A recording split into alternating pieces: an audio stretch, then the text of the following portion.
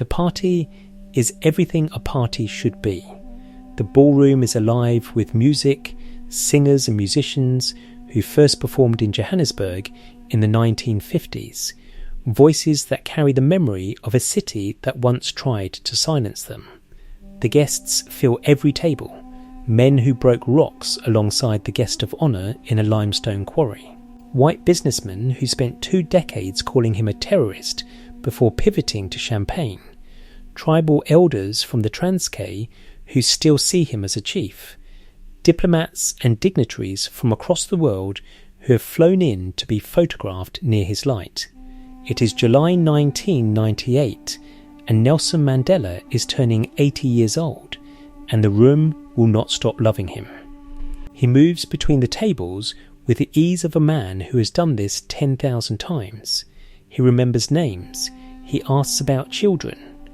He slips without effort from township slang to the precise vocabulary of international finance depending on who is in front of him. He laughs, the real laugh, the one that starts in his chest.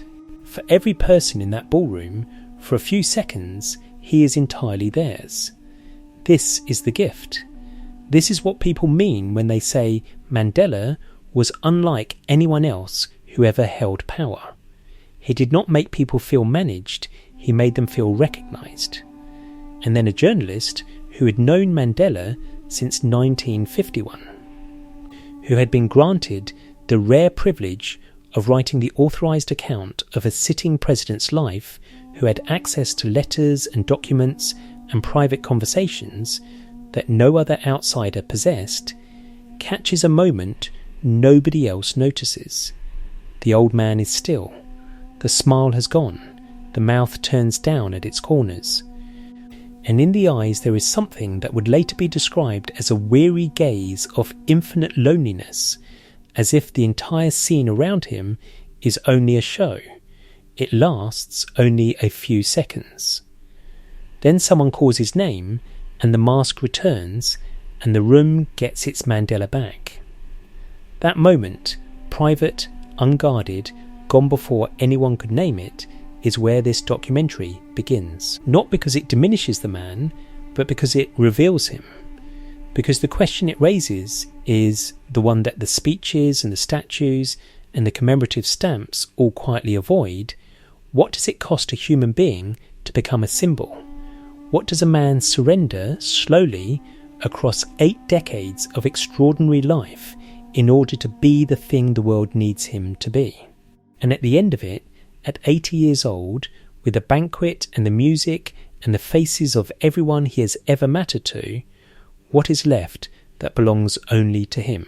Those close to him recorded that Mandela's daughter Zinzi said something at around that time that no headline chose to carry. She said, "The sad thing is that nobody realises that my father is very lonely. Not was lonely, once in prison. Is lonely. Present tense.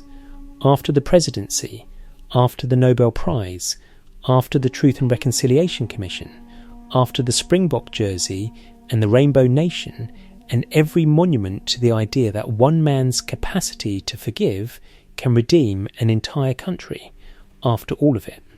The daughter looked at her father and saw a man nobody could reach.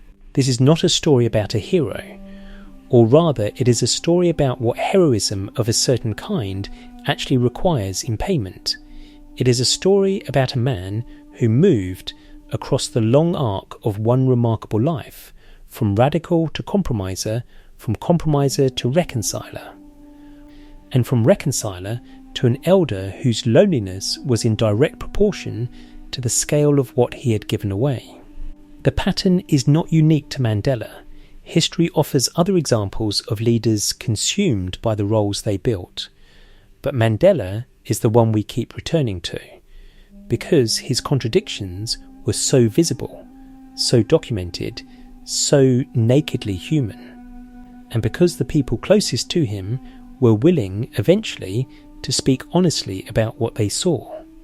The detailed record of his life, drawn from letters, prison documents, personal interviews, and the testimony of hundreds of people who knew him across 8 decades is itself a document full of honest moments. Those who knew him before the myth existed watched him organising resistance in the streets of Johannesburg in the early 1950s, sat in the press gallery at the treason trial, observed the Rivonia trial from the public gallery in 1964 when Mandela was sentenced to life. When observers met him again after his release in 1990, they found someone changed in ways they had not expected, not diminished, but altered, as though the 27 years had compressed something essential inward, creating an interior life of extraordinary depth, but also extraordinary inaccessibility. When Mandela agreed to have his life fully documented in 1995, he set a single condition that tells you everything about the kind of man he was trying still to be. He said it was important for the movement to learn from mistakes, and then he added, with a directness that surprised even those closest to him, "I'm no angel." 3 words, an old man's self-assessment delivered over breakfast in Johannesburg by the most celebrated human being on the planet. I'm no angel. Not false modesty. Mandela had no patience for false modesty. Something more precise. An insistence that the record be honest, that the contradictions be documented, that the distance between the image the world had built and the man who actually lived through those 80 years be measured and acknowledged. He wanted a biography, not a monument. What the full record of his life produces is both. But it is the human account that concerns us here, the flesh and blood account of a man who was, in different periods, and sometimes simultaneously, a proud and arrogant young radical who did not always treat the people he loved with the care they deserved, a prisoner who found intellectual and moral depths in captivity that he may never have reached in freedom, a negotiator who compromised revolutionary principles and was bitterly criticised for it, a president who was better at forgiving his enemies than at being present for his children, and a global symbol whose meaning grew so large that the actual human being inside it sometimes seemed to disappear entirely. There is a particular cruelty in that last point, and it runs through the whole story. The bigger the icon became, the smaller the private man's room to exist. By the time Mandela walked out of Victor Verster prison on the 11th of February 1990, he had been the world's most famous prisoner for so long that the world had essentially built a second Mandela, one made of posters and protest songs and speeches read aloud at rallies where no one present had ever seen his actual face. And that second Mandela was, in some ways, more powerful and more fixed than the real one could ever afford to be. The real Mandela could be, as we will see, vain about his appearance. He could be obstinate to the point of infuriating his closest comrades. He could be emotionally unavailable to the people who needed him most, and he knew it. He made political judgments in prison, from a cell, in isolation, that shaped the fate of 40 million people, with incomplete information and no one to correct him. He stood by a wife whose actions he could not fully defend long after the evidence made defence impossible, partly because he could not separate his love for her from his guilt about abandoning her, and he forgave, publicly and with seeming ease, the very architects of a system that had stolen a quarter century of his life. While his own daughter told a reporter that growing up without him was a wound that had never fully healed. The story does not begin with a prison cell or a courtroom or a crowd of millions chanting a name. It begins with a dying man and a piece of string. July 18, 1918. The village of Mvezo, on the banks of the winding Mbashe River in the Transkei. 600 miles south of Johannesburg, in a landscape of rolling pale green hills, thatched rondavels, and herd boys driving cattle between riverbeds that dry to dust in summer. This is one of the most beautiful and one of the most desperately poor corners of South Africa. The soil is thin and eroded. The land is overpopulated. The cattle are scrawny.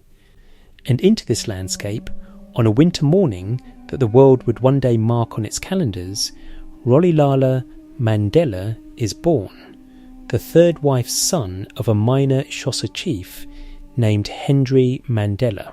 The name Rolihlahla is a Xhosa word. It means, roughly, one who pulls the branch of a tree. In the colloquial sense, it means troublemaker. His father gave it to him before the world outside the Transkei knew he existed, and long before anyone could have known how precisely it would fit. Henry Mandela was a man of quiet dignity and considerable stubbornness, qualities his son believed he directly inherited. He was illiterate, polygamous, and entirely unapologetic about both. He kept 4 wives in separate kraals, moving between them with the self-contained authority of a man whose world had its own rules and needed no external validation. He kept a bottle of brandy in a cupboard that lasted 3 or 4 months at a stretch. He respected tribal customs. When a child was born, he slaughtered a goat and erected its horns in the house.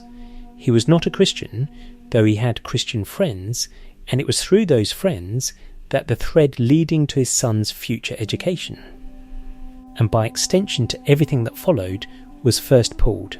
But the defining fact of Henry Mandela's life, at least in terms of what it would mean for his son, came 1 year after Rolihlahla's birth.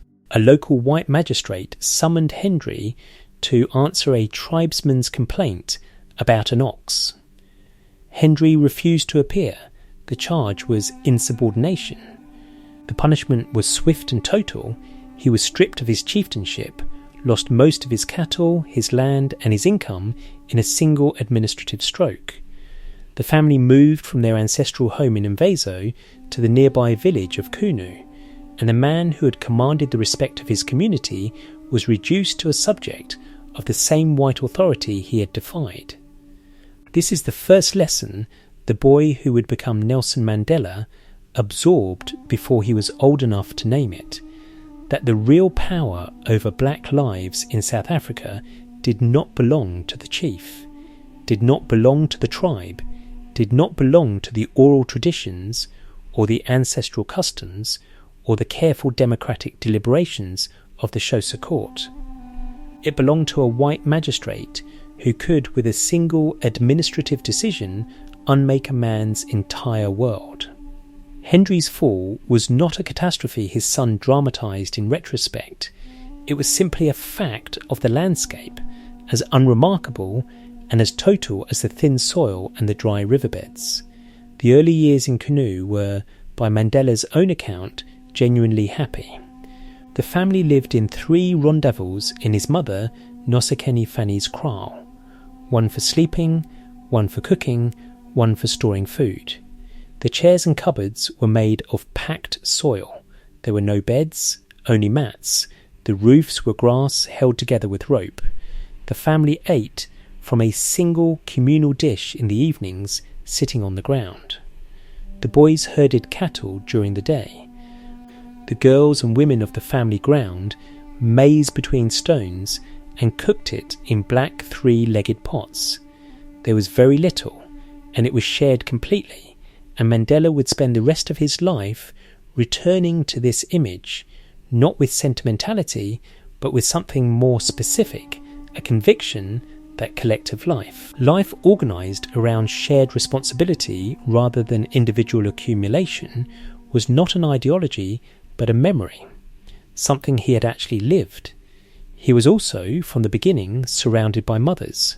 Henry's 4 wives appeared to have been on genuinely good terms with one another, and the boy moved freely among their kraals, received with the same warmth in each.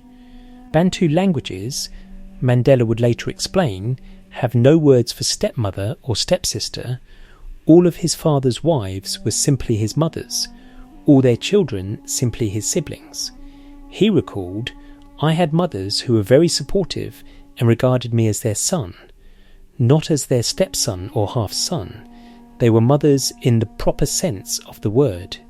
This experience of being loved without condition by multiple women shaped something deep in him, a comfort in the presence of strong women, a tendency to seek their counsel, a quality of attentiveness toward them that his male colleagues sometimes noted with puzzlement. Then, in 1927, when Rolihlahla was 9 years old, Henry Mandela's lungs failed. He was lying in Nsekeni Fanny's house when his friend John Gintaba, the regent of the Tembu people, a man of considerable stature and a handsome, well-dressed presence, came to visit. Mandela's sister Mabel overheard what their father said. He said, "Sir, I leave my orphan to you to educate. I can see he is progressing and aims high. Teach him and he will respect you." John Gintaba replied, "I will take Rolihlahla and educate him." Henry died shortly afterward. His body was carried on a sledge, a cow was slaughtered, the Mbekela brothers, the same Christian friends whose influence had first pointed the family toward missionary education, conducted a funeral. He was buried in the local cemetery. And the 9-year-old boy, the troublemaker, the branch puller, was told he was leaving. His mother walked with him on foot from Kunu to the regent's great place at Mchekezweni. Mandela arrived carrying only a tin trunk, wearing a shirt and khaki shorts that had been roughly cut from his father's old riding breeches, with a piece of string serving as a belt. His cousin Ntombizodwa, 4 years older, remembered him as shy, lonely and quite silent. What he was walking toward was, by the standards of the Transkei, a world of considerable grandeur. John Gintaba's great place was not a palace in any European sense. It was a collection of plain houses and rondavels around an overgrown garden, in a setting still so remote that today it is barely reachable by car. But to the boy from Kunu, it was a metropolis. The regent arrived in a motorcar and was greeted with shouts of "Ah-ah," John Gintaba. Tribesmen travelled scores of miles on foot to bring their disputes to his court. He dressed impeccably, and Mandela, who had become famous throughout his life for the care he took with his own appearance, learned to press the regent's trousers with the reverence of a student absorbing a lesson about what dignity looks like when it is worn on the body. He shared a whitewashed rondavel with the regent's son Justice, 4 years older, effortlessly confident, the kind of young man who excelled at cricket, football and the fine art of being admired. Justice was everything the newly arrived boy was not, assured, coordinated, at ease in his own skin. Mandela was less well coordinated, more serious, harder working. He made his mark not in team sports, but in the more solitary disciplines of boxing and long-distance running. Individual contests, self-reliant, decided by endurance rather than collaboration. The choice tells you something. There is a moment somewhere between the tin trunk and the presidency where the boy stops being shaped by what happens to him and begins deliberately and self-consciously to shape himself. That moment does not arrive in a courtroom or a cell. It arrives in a valley on the banks of the Bashi River, on a cold morning in 1934, with an old man holding an assegai. Mandela was 16 years old when he was taken with 25 other Tembu boys, led by the regent's son Justice, to an isolated valley for the circumcision ceremony that marked in Xhosa tradition the passage from boyhood to manhood.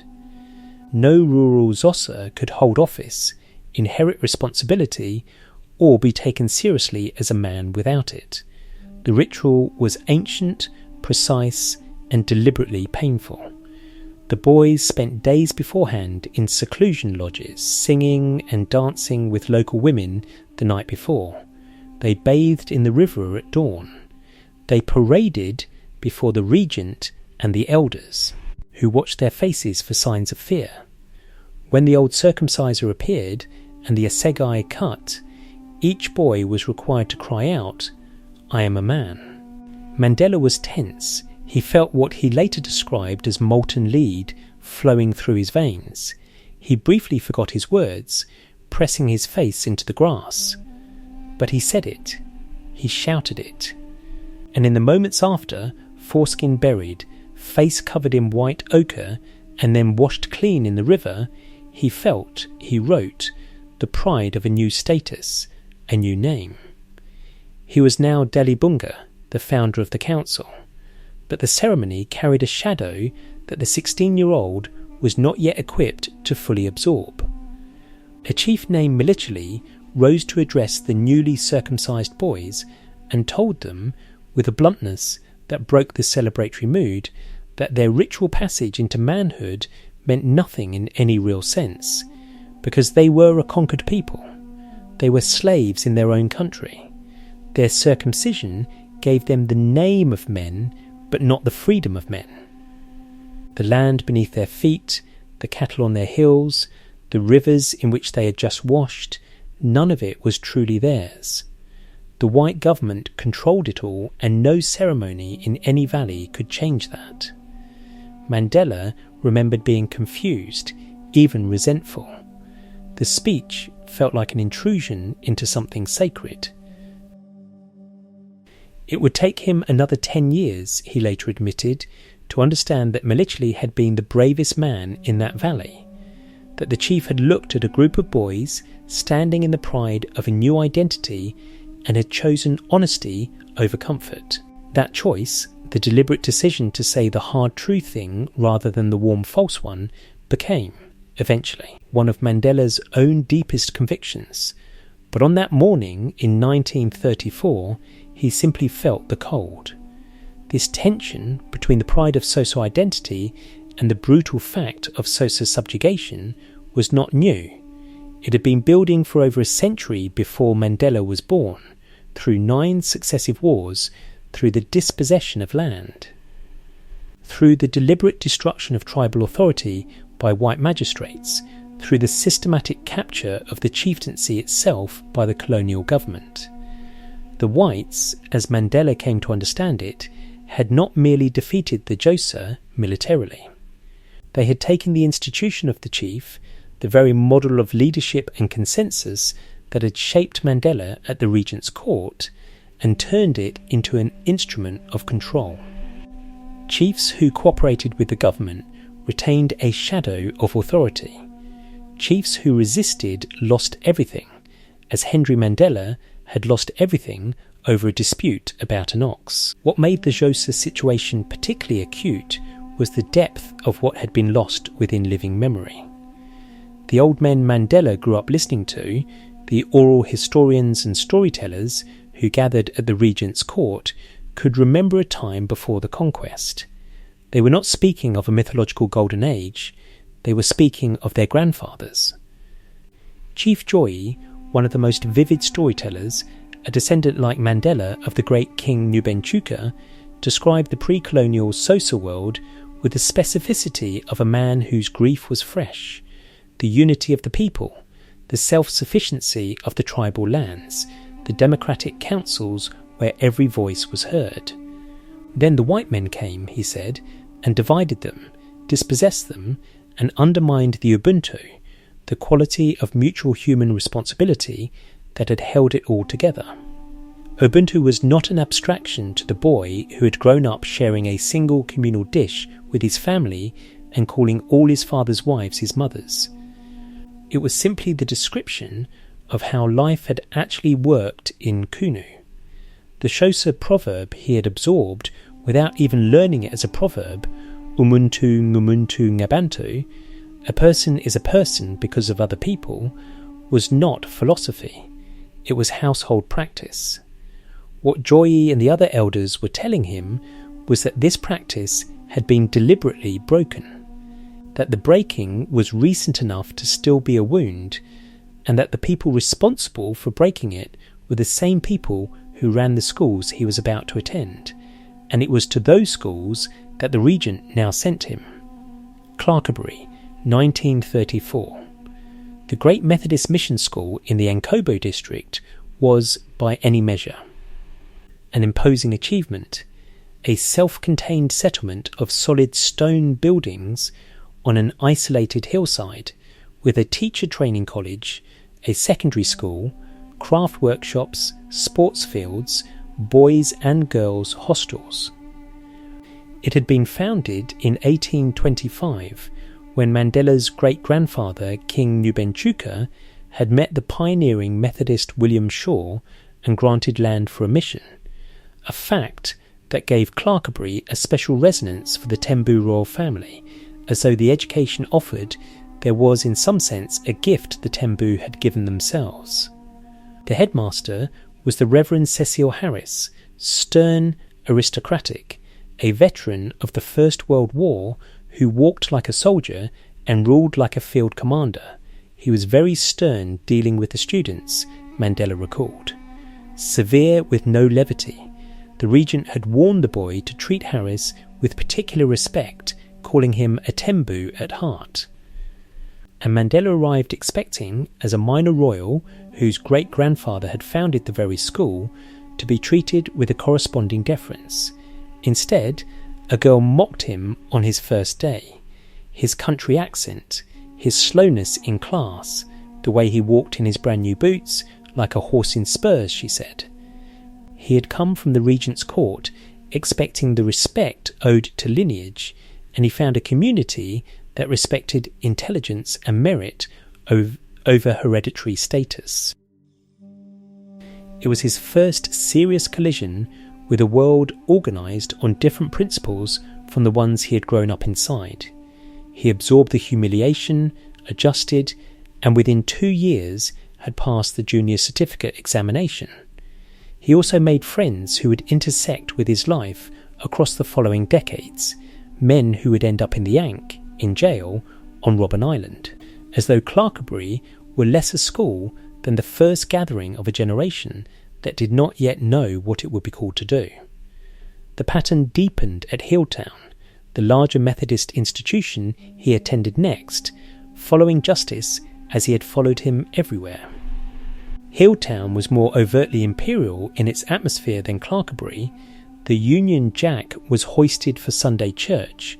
Students marched in formation in black blazers and maroon and gold ties, and the school governor since 1927 had been the Reverend Arthur Wellington, a die-hard English patriot who boasted of his descent from the victor of Waterloo, who banned alcohol, who was called the Duke by his staff, and who ran what he claimed was the largest educational institution south of the Sahara, with the conviction that British history and British values were the highest available civilization.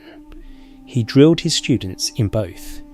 The effect on Mandela was complicated in ways that took decades to fully clarify. He absorbed the British curriculum entirely, became more fluent in English than in Xhosa, a fact he would later regret. He learned about London and Glasgow as thoroughly as he knew Cape Town and Johannesburg. He read Chambers' English Reader and spoke with a careful formality and the local accent that never left him. He came to genuinely admire aspects of the British liberal tradition, the missionary educators, the parliamentary system, the empirical habit of mind. In a speech at Oxford University, decades later, he would say plainly, without missionary institutions there would have been no Robert Mugabe, no Suret Sakama, no Oliver Tambo. But he was also, simultaneously, developing a resistance to becoming what the system most wanted him to become, a black Englishman.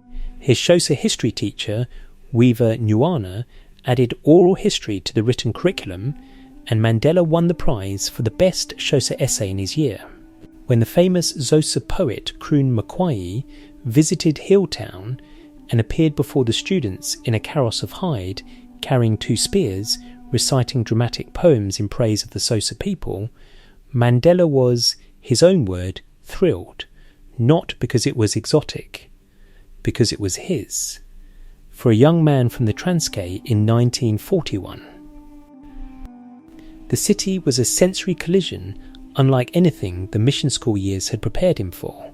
Not the British curriculum, not the Regent's Court, not even the carefully ordered world of Hilltown with its brass band and its Union Jack had offered any real preparation for what Johannesburg actually was, a vast, roaring, racially stratified industrial metropolis sitting on top of the richest gold deposits on earth, where black brilliance and black poverty existed within walking distance of each other, sometimes within the same building, and where the machinery of apartheid was not an abstraction written in a government gazette, but a physical, daily, hourly presence that told a black man which door to enter, which tram to board, which bench to sit on, and which ambitions to quietly abandon. Mandela arrived not entirely by choice. He and Justice, the Regent's son, his long-time companion and role model, had fled the great place after the Regent arranged marriages for both of them that neither wanted.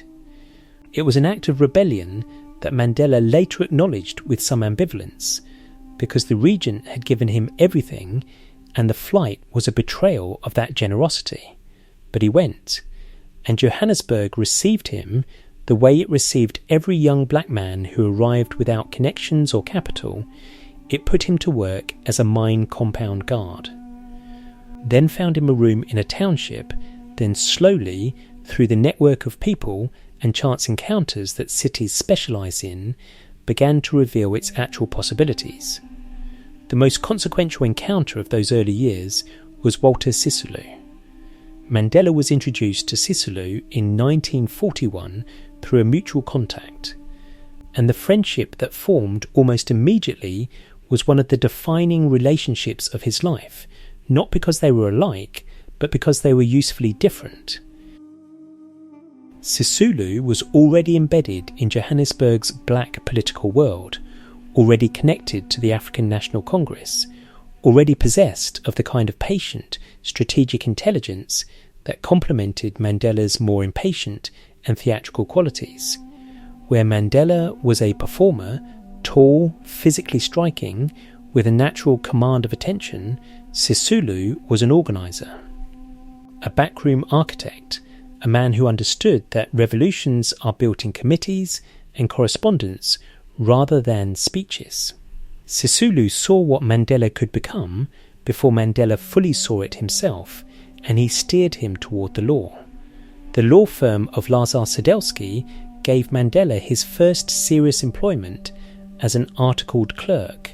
Sadelsky was a white lawyer who treated his young black employee with genuine decency, one of the few white men of that era in South Africa who did, and who also warned him with a directness Mandela never forgot, that if he went into politics, he would end up in jail.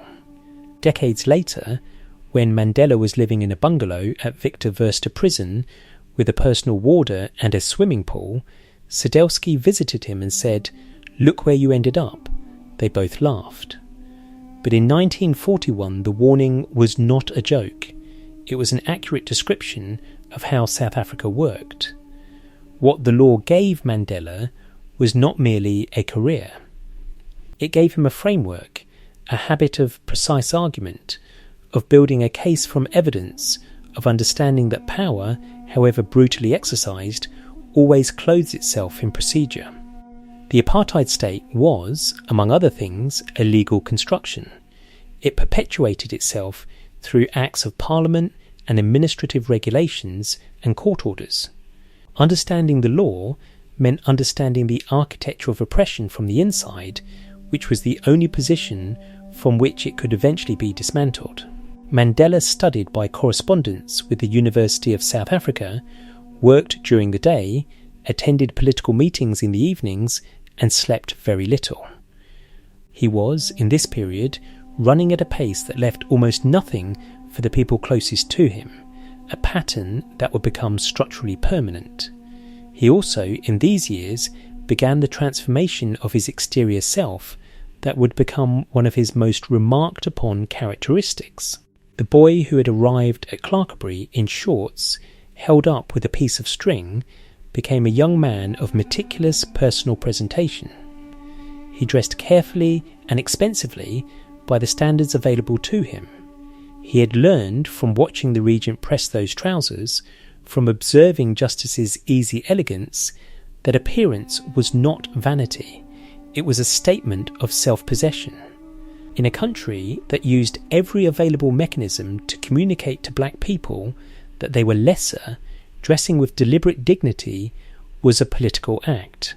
It was also, and Mandela was honest enough to acknowledge this, something he genuinely enjoyed.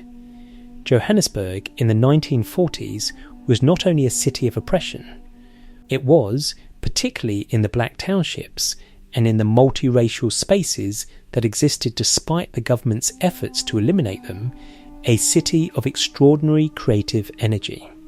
Sophiatown, the multiracial slum where Mandela spent many evenings, was alive with jazz musicians, writers, political organisers, and a quality of intellectual life that the mission schools, for all their seriousness, had never produced. It was here that Mandela encountered the full range of black political opinion, the cautious constitutionalists of the old Ankh leadership, the young firebrands of the Youth League, the Indian political activists who would become crucial allies, the communists both black and white who argued that race was a symptom and class was the disease. He married Evelyn Mars in 1944. She was a nurse, a quiet woman of genuine religious conviction, a Jehovah's Witness who would later bring Mandela's daughter Maki into her faith. The marriage produced 4 children, Thembi, Maki, Makgatho, and a daughter who died in infancy. By any ordinary measure, it should have been the foundation of a life. But Mandela was not building an ordinary life. He was, almost from the beginning of the marriage, more absent than present at meetings, at political events, at the study sessions and organising committees that were consuming more and more of his time and energy. Evelyn wanted a husband. She got a movement. This is not a judgment. It is simply what the historical record documents and what Mandela himself acknowledged without defensiveness in later years. The political work was real and urgent and necessary. The Ankh in the early 1940s was a cautious middle-class organisation that issued polite petitions to a government that threw them in a drawer. The Native Land Act of 1913 had dispossessed hundreds of thousands of black farmers. The past laws controlled every aspect of black movement and employment. The urban areas were being systematically segregated. And the National Party, which came to power in 1948 on an explicit programme of total racial separation, apartheid. The word means apartness, was about to accelerate all of it into a comprehensive, legally encoded system of racial domination that would govern every dimension of South African life for the next 4 decades. The Ankh Youth League, which Mandela helped found in 1944 alongside Sisulu, Oliver Tambo and others, was a direct response to this acceleration. Its founding document was not polite.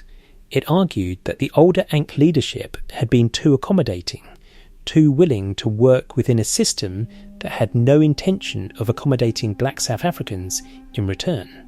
The Youth League demanded a programme of action, mass campaigns, strikes, civil disobedience, direct confrontation.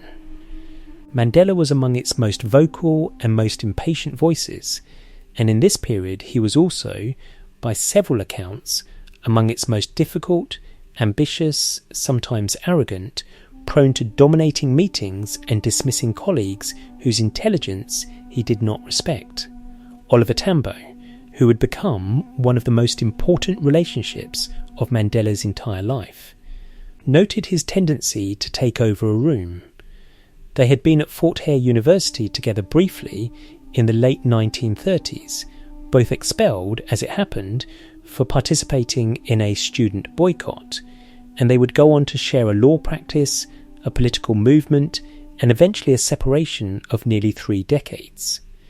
during which Tambo ran the Ankh in exile while Mandela ran it from a prison cell. But in these early Johannesburg years, they were simply two young lawyers trying to build something from nothing, frequently disagreeing about how to do it, and held together by a mutual respect that outlasted every strain. The programme of action was adopted by the Ankh in 1949, the year after the National Party took power.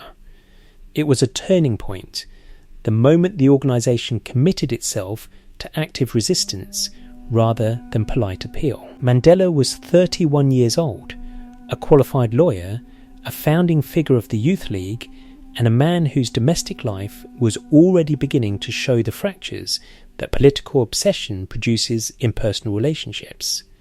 Evelyn would later say, with a simplicity that carries its own quiet devastation, that the Ankh was his first wife.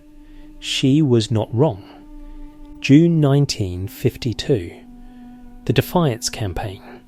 For the first time in the history of South African resistance politics, the Ankh did not petition, did not negotiate, did not send a delegation to London to plead before a committee that had no intention of listening. It organised deliberate, mass public law breaking. Volunteers entered whites-only railway entrances. They used whites-only post office counters. They sat on whites-only benches in parks and waited to be arrested. The act of breaking the law was itself the statement, a collective declaration that laws built on the premise of black inferiority had no moral claim on black obedience. Mandela was the volunteer-in-chief.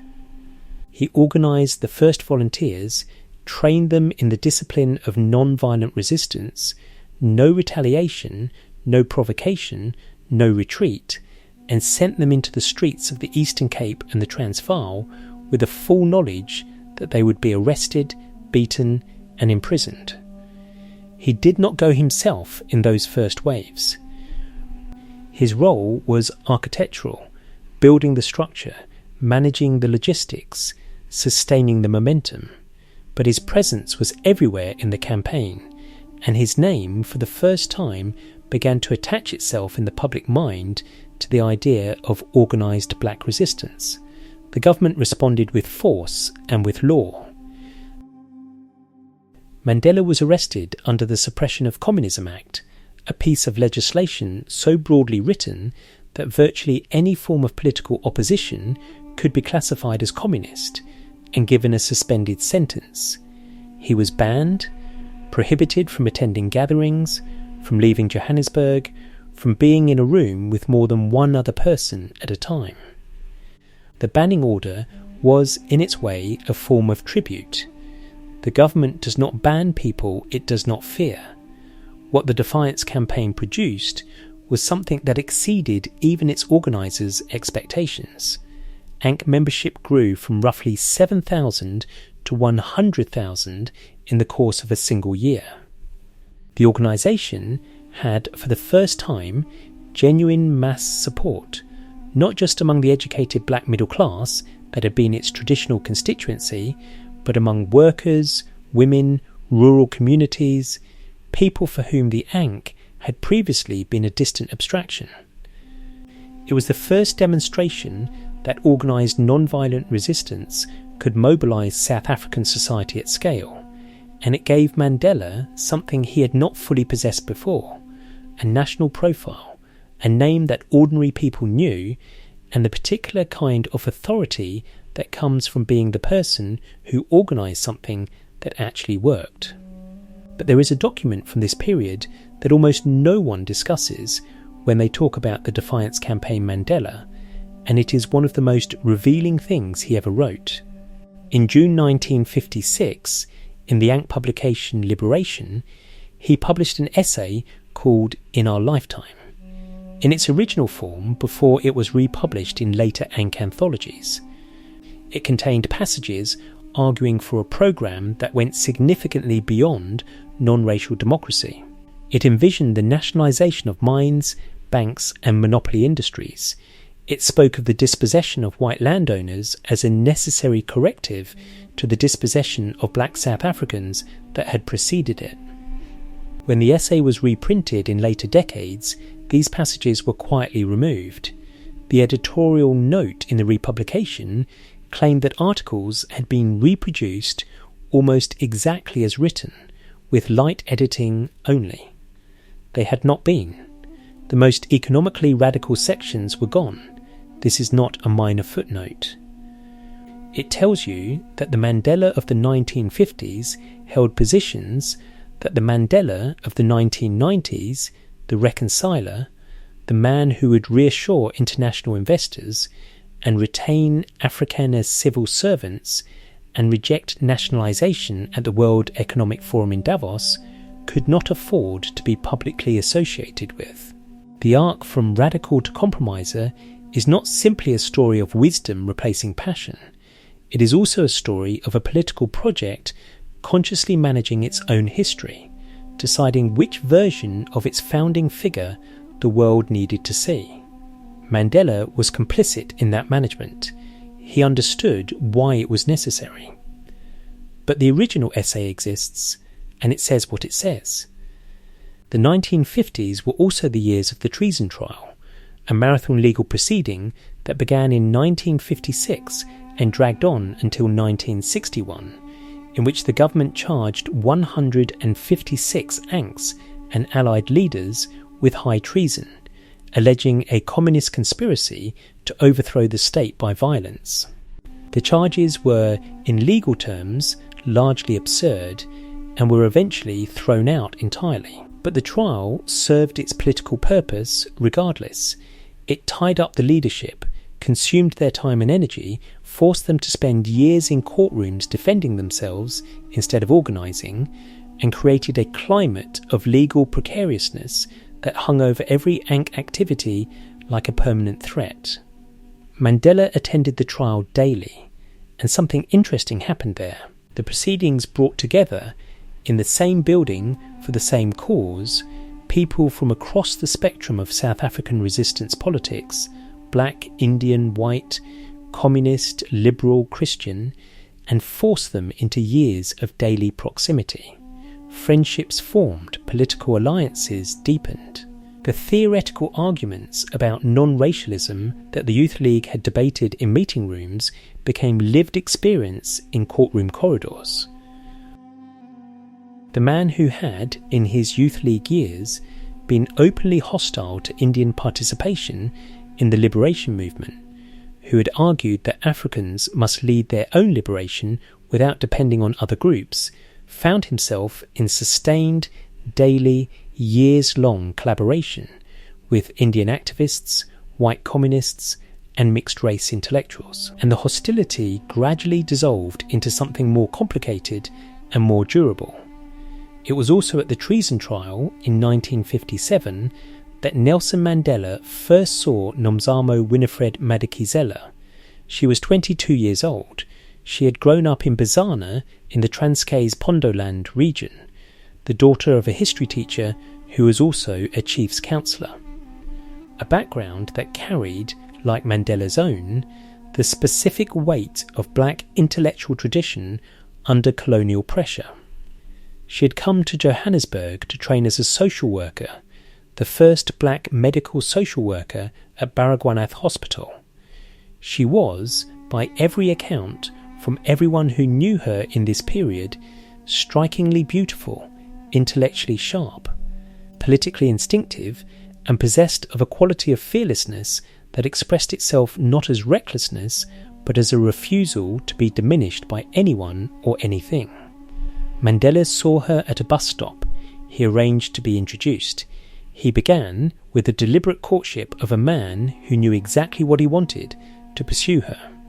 Taking her to lunch at an Indian restaurant in Johannesburg, a choice that was itself a minor political statement in an apartheid city, and talking to her, she later recalled, about the freedom struggle from virtually the first conversation, as though the personal and the political were already inseparable in him, as though a woman who wanted him had to want the whole package. They married in June 1958 in a traditional Xhosa ceremony in Bizana, in the Pondoland region where her family came from. Mandela wore a suit, Winnie wore a white dress. Their friends from the treason trial attended. Oliver Tambo was among them. It was by all accounts a day of genuine joy. The kind of uncomplicated happiness that the record of his life documents with unusual warmth, because it is one of the last such moments in their shared story for a very long time. What Mandela was bringing Winnie into was not a marriage in any conventional sense. He was still under banning orders. He was still attending the treason trial. He was running a law partnership with Tambo from offices in Chancellor House in Johannesburg, the first black law firm in South Africa, established after Mandela and Tambo were required to leave the building of the white firm where they had been working because their presence was making white clients uncomfortable. He was, simultaneously, a lawyer, a defendant, a banned person, a political organiser, and now a husband. He had essentially no time. Winnie understood this before she married him. She said so herself. She knew she was marrying the struggle as much as the man. But knowing a thing intellectually and living it daily are different experiences, and the living of it began almost immediately. Their daughter Zenani was born in 1959. Their daughter Zinzi followed in 1960. Mandela was present for both births and absent for most of what came after. The political situation was accelerating toward a crisis that made personal life increasingly irrelevant to the movement's demands. The Sharpeville massacre of March 1960, when South African police opened fire on a crowd of unarmed black protesters demonstrating against the past laws, killing 69 people and shooting most of them in the back as they fled, changed everything. The government declared a state of emergency. The ANC was banned. Mandela and most of the ANC leadership were arrested and held without trial. The strategy of non-violent mass resistance, which the Defiance campaign had built, suddenly ran into a government that was prepared to answer bodies in the street with bullets and then ban the organisation that had put the bodies there. It was in the immediate aftermath of Sharpeville, in the cells and the emergency meetings and the frantic strategic debates of 1960 and 1961 that the radical in Mandela made his final irreversible argument. He had been edging toward this position for years. He had said publicly on camera in the year before his arrest that the ANC was closing a chapter on the question of non-violent policy. Now, in the face of Sharpeville, he made the case explicitly and pushed it through the ANC's reluctant leadership. Non-violence was not a principle. It was a tactic. It had been the right tactic when the government was merely oppressive. It was the wrong tactic when the government was prepared to shoot unarmed people in the back and then make it illegal to object. The armed wing of the ANC, Umkhonto we Sizwe, the Spear of the Nation, known as MK, was formed in 1961 with Mandela as its commander. Its initial strategy was sabotage, attacks on infrastructure, power pylons, government buildings, carefully designed to avoid human casualties. The intention was to demonstrate capability and resolve without crossing into the territory of killing. Whether that line could have been held indefinitely is one of the great historical counterfactuals of South African politics. It was never tested because Mandela was arrested before the strategy had time to develop. Umkhonto we Sizwe launched its first sabotage operations on the 16th of December 1961, the same day, deliberately chosen, that Afrikaners celebrated as Dingane's Day, the anniversary of the Zulu defeat at Blood River in 1838. Power pylons. Government offices. The blasts were carefully timed for when buildings were empty. No one was killed. The intention was symbolic precision. We exist. We are organised, and we have chosen our dates with knowledge of your history. Mandela was already living underground by then, moving between safe houses, wearing disguises, operating as the Black Pimpernel the press had begun to call him. And Winnie was alone in the house in Orlando, East Soweto. With 2 daughters under the age of 3, a husband she could not contact openly, and the full weight of the South African security branch beginning to turn its attention toward her. The security branch did not come for Winnie because she had done anything. They came because she was married to him, and because, in the logic of the apartheid security state, proximity to resistance was indistinguishable from participation in it. The raids began almost immediately, police arriving before dawn, pulling apart the house, questioning her for hours, leaving without explanation. The telephone was tapped, her movements were monitored, friends were warned away from her. She was, as the record documents, being slowly and deliberately isolated, not because isolation would reveal anything useful to the government, but because isolation was itself the punishment. The message was, your husband chose this, now you live inside what he chose. What is important to understand about Winnie Madikizela Mandela in this period is that she was not simply a victim of circumstance. She was a woman of formidable independent character who had walked into the marriage with her eyes open and who responded to persecution not by collapsing but by hardening. The social work training, the intellectual sharpness, the political instincts she had displayed from the first conversations with Mandela, all of it remained, and the pressure the government applied did not break those qualities. It transformed them. What had been fearlessness became ferocity. What had been political instinct became political combativeness. The woman the apartheid state was trying to silence became instead louder and more visible than they had anticipated, and considerably more difficult to manage than the movement itself sometimes wished. But before the hardening fully set in, before the Amazon replaced the lady, there was a period of genuinely devastating ordinary suffering that deserves to be named as such. Winnie raised Zenani and Zinzi largely alone. She worked, she managed the house, she attended ANC meetings when she was permitted to. She maintained contact with Mandela's lawyer and with the network of comrades who passed messages and arranged the occasional clandestine meeting. And she waited, not passively, not quietly, but with the specific anguish of a woman who had married a man she loved completely and then watched him disappear into a cause that had no intention of giving him back. Mandela was arrested in August 1962, returning from a trip abroad where he had met heads of state and received military training, moving through an Africa that was busy liberating itself while South Africa moved in the opposite direction. He had been underground for 17 months. He was caught at a roadblock outside Howick in Natal, travelling in a car while disguised as a chauffeur.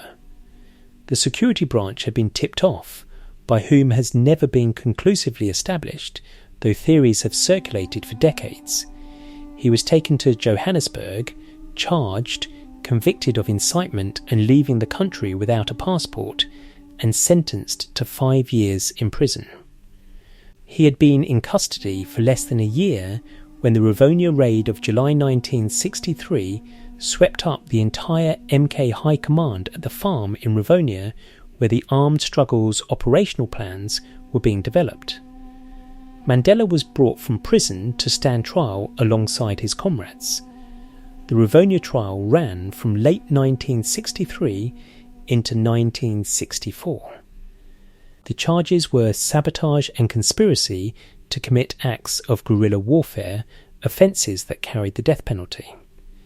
Mandela and his co-accused did not deny the sabotage, they argued its necessity, and from the dock, on the 20th of April 1964, Mandela delivered the statement that would become one of the most quoted pieces of political oratory of the 20th century. He spoke for 4 hours. He explained the history of the Ankh, the decades of non-violent resistance, the deliberate turn to sabotage only after every peaceful avenue had been closed. He spoke about the poverty of black South African life, the past laws, the job reservation, the destruction of families by migratory labour systems, the denial of education. And he ended with the words that his lawyer George Bezos had urged him to reconsider because they invited the judge to sentence him to death. He said, "It is an ideal for which I am prepared to die." He was not sentenced to death, he was sentenced to life imprisonment. He was taken to Robben Island, and Winnie was left in Johannesburg with 2 small daughters, a band name, a tapped telephone, a house that police raided whenever they felt it would be useful, and a husband she would not be permitted to touch for the next 27 years. The geography of their separation is worth holding in mind because it shapes everything that follows. Robben Island sits in Table Bay off the coast of Cape Town, roughly 1,000 miles from Johannesburg. Visits were permitted initially once every 6 months for 30 minutes through a glass partition. With a warder present to censor the conversation and ensure that nothing political was discussed. Letters were permitted, initially 1 letter every 6 months, of no more than 500 words, subject to censorship that could reduce them to barely coherent fragments. Winnie could not simply drive to Cape Town to be near him. She could not move to the island. She could not build any version of proximity. She existed in Johannesburg, in the same city where they had met and married and begun their life, now entirely alone inside the architecture of that life. What Mandela felt about this separation is documented in extraordinary detail in the letters he wrote from prison. They are unlike anything else in the public record of his life. The political Mandela, measured, strategic, controlled, always aware that his words might be read by warders and censors and government officials, coexists in these letters with a private Mandela of almost startling romantic intensity. He wrote to Winnie that he dusted her photograph in his cell every morning. He touched her image with his own face to recapture, as he wrote, the electric current that used to flush through my blood whenever I did so. He described celebrating her birthday alone in his cell with a mixture of powdered milk and Milo and brown sugar, calling it a magnificent brew fit for a monarch. He wrote that he lit up immediately when her letter came, and felt like flying where eagles cannot reach. These are not the letters of a man performing devotion for an audience. They are the letters of a man for whom the woman on the other side of the glass partition was, in the most literal sense, the emotional centre of a life that had very little else to hold on to privately. The political work sustained him intellectually. The garden, the reading, the debating, these sustained him practically. But Winnie was where he put everything the public man could not carry. She was the repository of his grief about his children, his guilt about what the struggle had cost his family, his longing for the ordinary domestic life that he had sacrificed before it had properly begun. And she was changing in ways the letters could not track. The banning orders that restricted Winnie were tightened progressively through the 1960s and 70s. In 1969, she was detained under the Terrorism Act and held in solitary confinement for more than a year, a period of isolation that even Mandela's prison comrades, who knew something about solitary confinement, regarded with particular horror. She was interrogated repeatedly. She was denied access to a lawyer for months. The experience left marks that were not visible in any external way, but that fundamentally altered her relationship to fear, to authority, and to the rules that govern what resistance looks like.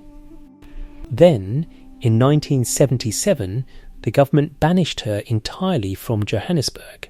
she was given 12 hours to pack and was transported under police escort to Brandfort, a small, deeply conservative Free State town where she knew no one, where the local community spoke Sesotho rather than her native Xhosa, and where her banning order prohibited her from being in a room with more than one person at a time, from being quoted in any publication, from attending any gathering, from receiving visitors without police permission. She was, in the most precise legal sense, imprisoned without a cell. The authorities had decided that if they could not silence her in Johannesburg, they would place her somewhere that rendered her irrelevant. They miscalculated. She built a clinic in Brandfort. She learned Sesotho. She made herself known and needed in a community that had been told to shun her. And she continued to be the single most important channel of communication between Mandela on the island and the world outside. One of Mandela's closest companions on Robben Island said plainly she was the best source. All other prisoners waited for her visits. But there was something else happening simultaneously, something the record documents with care that reflects an awareness of its importance and discomfort with its implications. The young men who gathered around Winnie in Soweto before her banishment and who reconstituted themselves around her after her return in the early 1980s were not simply political comrades.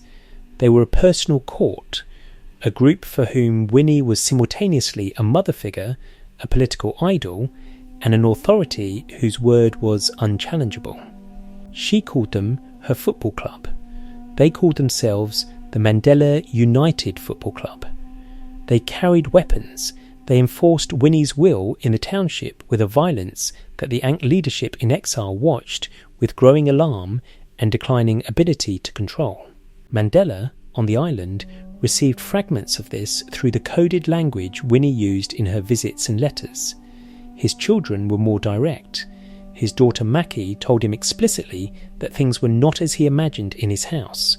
His son Magatho, struggling in school and drifting through his adolescence without a father's presence, confirmed through his own failures what the absence had cost. The extended family reported. The comrades reported. The picture being assembled, piece by piece, across the glass partition and the censored letters and the carefully managed 30-minute visits, was of a woman who had been placed under pressures so extreme and so sustained that she had reorganised herself around them in ways that the man who dusted her photograph every morning could not, from a cell 1,000 miles away, adequately comprehend. Mandela chose, when confronted with these reports, to believe the version of Winnie that the letters required. His colleague Kathrada would observe later, with characteristic understatement, that Mandela's image of Winnie was shaped more by his need for her than by the evidence available to him. The romantic intensity of the prison letters was also, in this reading, a form of willful blindness, not dishonest, but human and costly. A man in solitary deprivation builds the person he loves from the materials of longing, and the person built from longing is not always the person who actually exists. In the winter months, when the south-easterly wind comes off the Atlantic and the sea in Table Bay turns grey and choppy, the crossing is deeply unpleasant. The island appears slowly, low, flat, treeless from a distance, ringed by cold water and cold light. There is nothing romantic about it. There was nothing romantic about it in June 1964, when the ferry carried Nelson Mandela and his Rivonia co accused to cross that water for the first time. Knowing that they were going to a place the South African government had chosen specifically because its isolation was total, because the sea itself was a wall, and because the men being sent there were intended to disappear. They did not disappear, but the process by which they refused to disappear is one of the most remarkable and least sentimentalist stories in the entire record of his life, remarkable precisely because it was not heroic in any dramatic sense, but was instead a slow, grinding daily, institutional act of collective self-preservation that took place largely in a limestone quarry under the supervision of warders who did not particularly want to be there either. The quarry was the centre of daily life for the first several years. Mandela and the other political prisoners were taken there each morning to break rocks and shovel lime. Work designed to be physically exhausting and symbolically humiliating, the forced labour of men who had been lawyers, teachers, doctors and political leaders reduced to manual workers under armed guard. The lime dust from the quarry was bright enough to permanently damage eyesight. Mandela suffered lasting eye problems as a direct result of the years of exposure, and photographers were later forbidden from using flash when taking his picture. But the quarry was also, almost from the beginning, a classroom. The warders could not simultaneously watch every prisoner and prevent every conversation. The political prisoners, who had been arguing about history and ideology and strategy for years in Johannesburg meeting rooms and treason trial corridors, simply continued arguing at the quarry face, in the exercise yard, in the cramped cells during the brief evening hours before lights out. The arguments were not polite. They were fierce, sustained, intellectually serious debates among people who had read widely, thought deeply, and now had nothing but time and enforced proximity and the stimulus of genuine political disagreement to work with. Mandela taught a course in political economy, tracing the development of societies from feudalism through capitalism to socialism.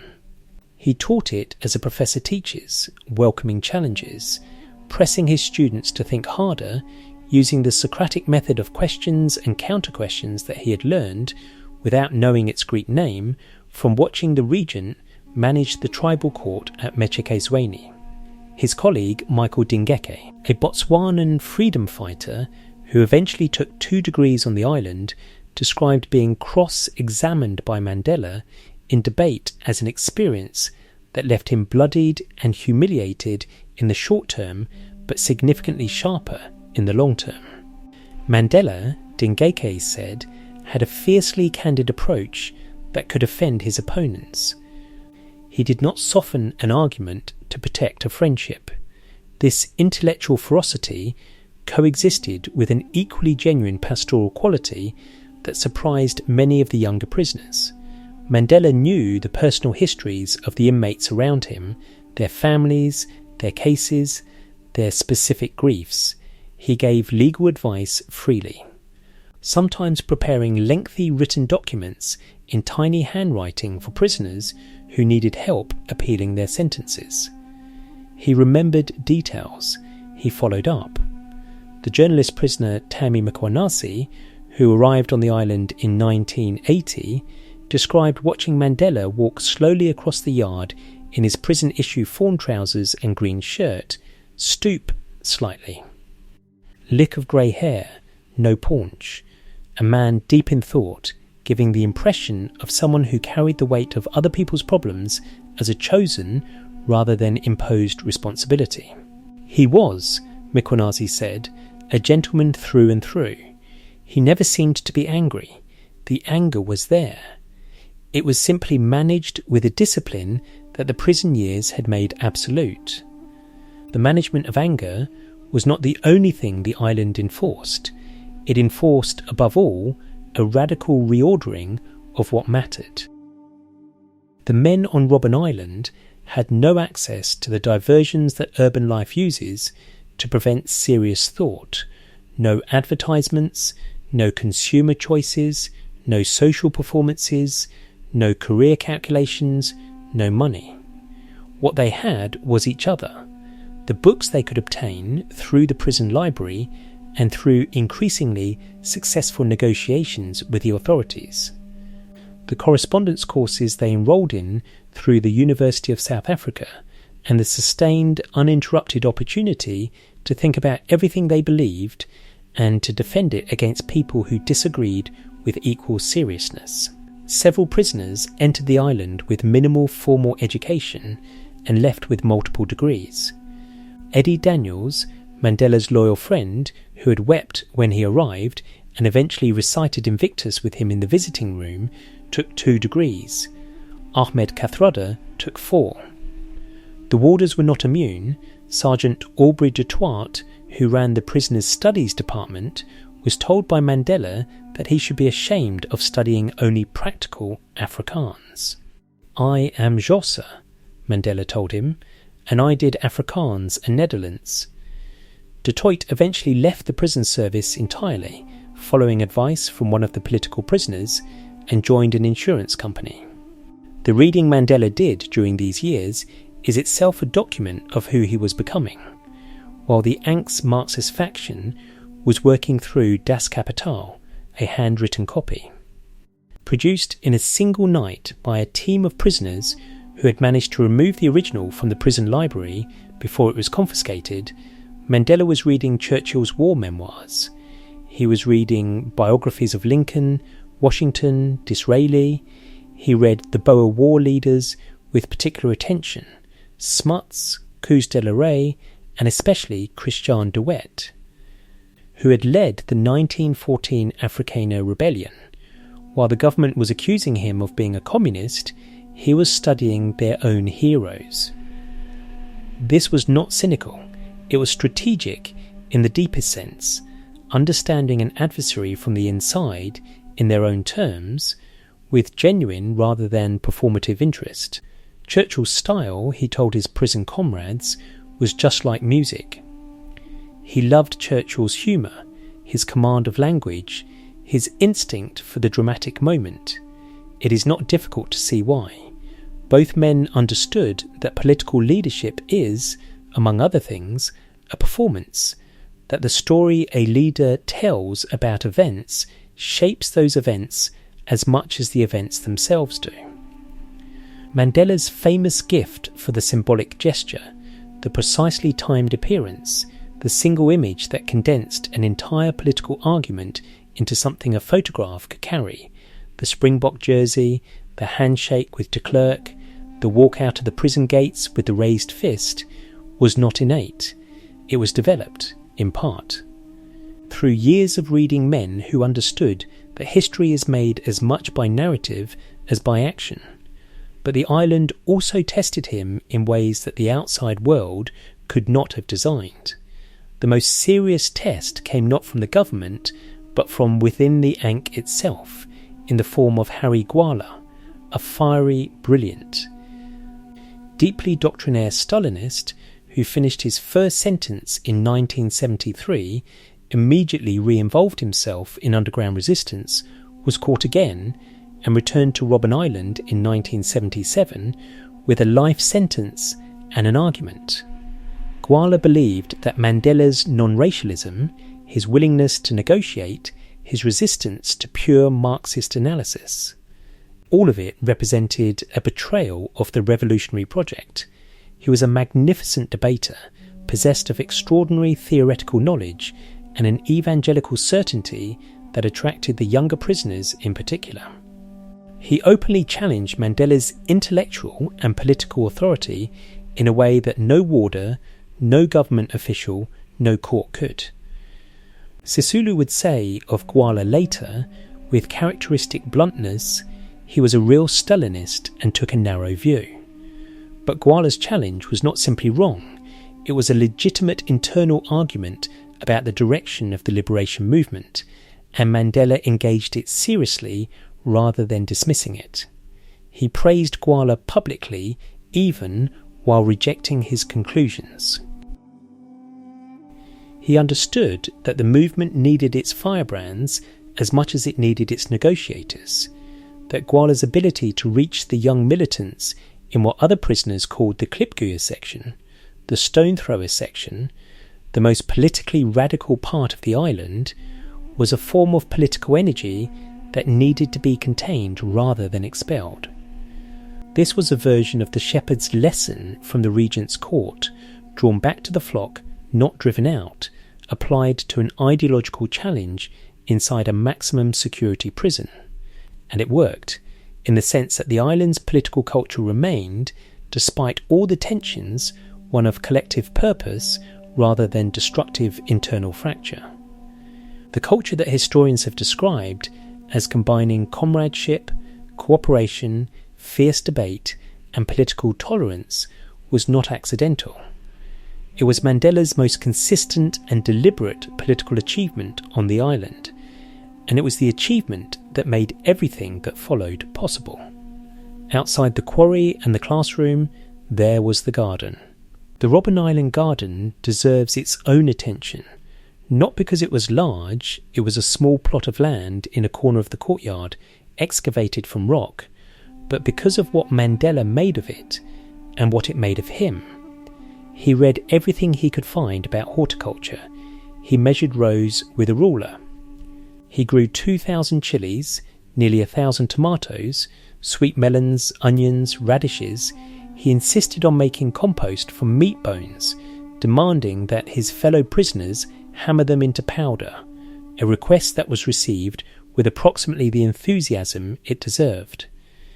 He proposed using human waste as fertiliser, a scheme abandoned after protests about the smell that Kathrada described, with a phrasing that suggested the protests had been quite emphatic. His fellow prisoners found his horticultural obsession by turns admirable, useful, and maddening. Kathrada wrote in 1975 that Mandela and his team trooped out each morning with rulers, ballpoints, labels and other instruments, carefully taking measurements and making copious notes. There was, in this, something recognisable from every other phase of his life: the absolute commitment, the refusal of half measures, the insistence that whatever he was doing be done as well as it could possibly be done, even when what he was doing was growing tomatoes in a prison yard.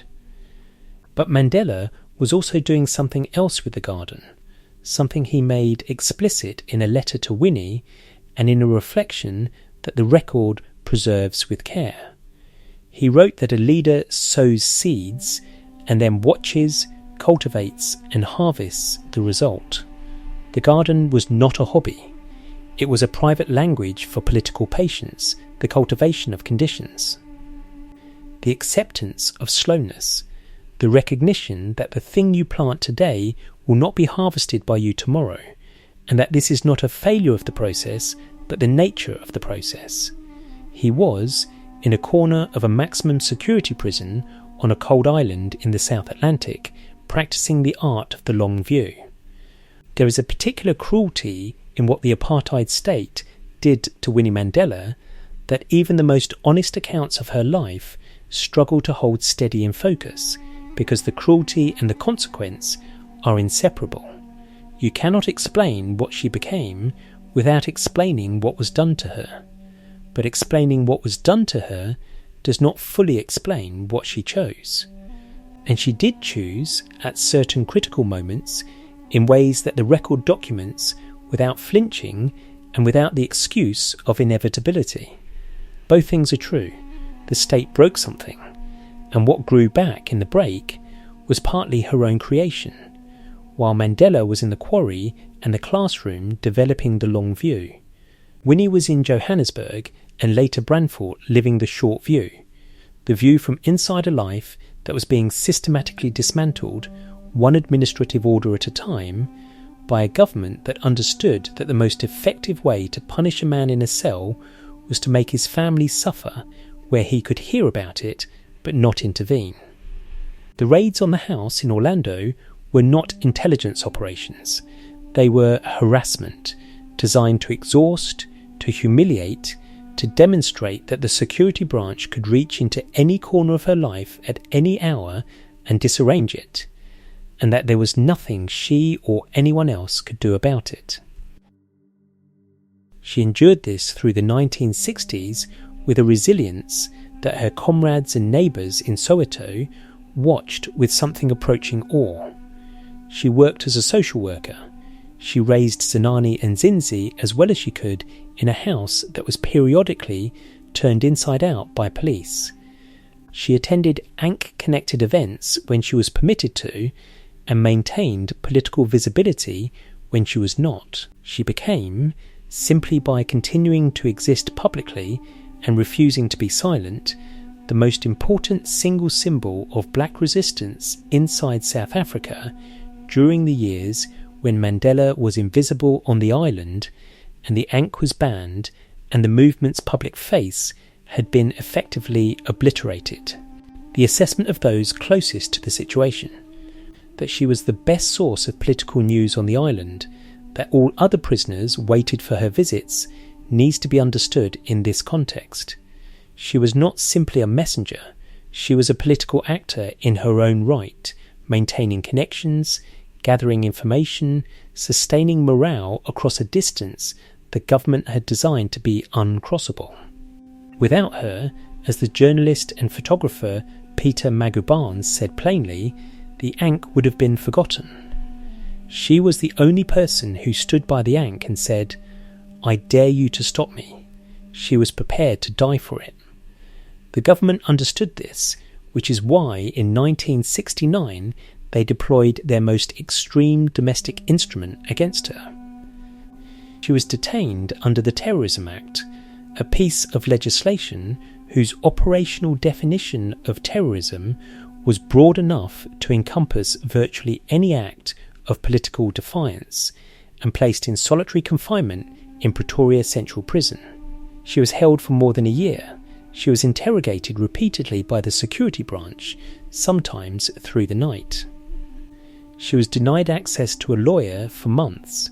She was kept in a cell for 22 hours a day. She was given inadequate food. She was subjected to sleep deprivation. What solitary confinement does to a human mind is not metaphorical. It is physiological and psychological, measurable and documented.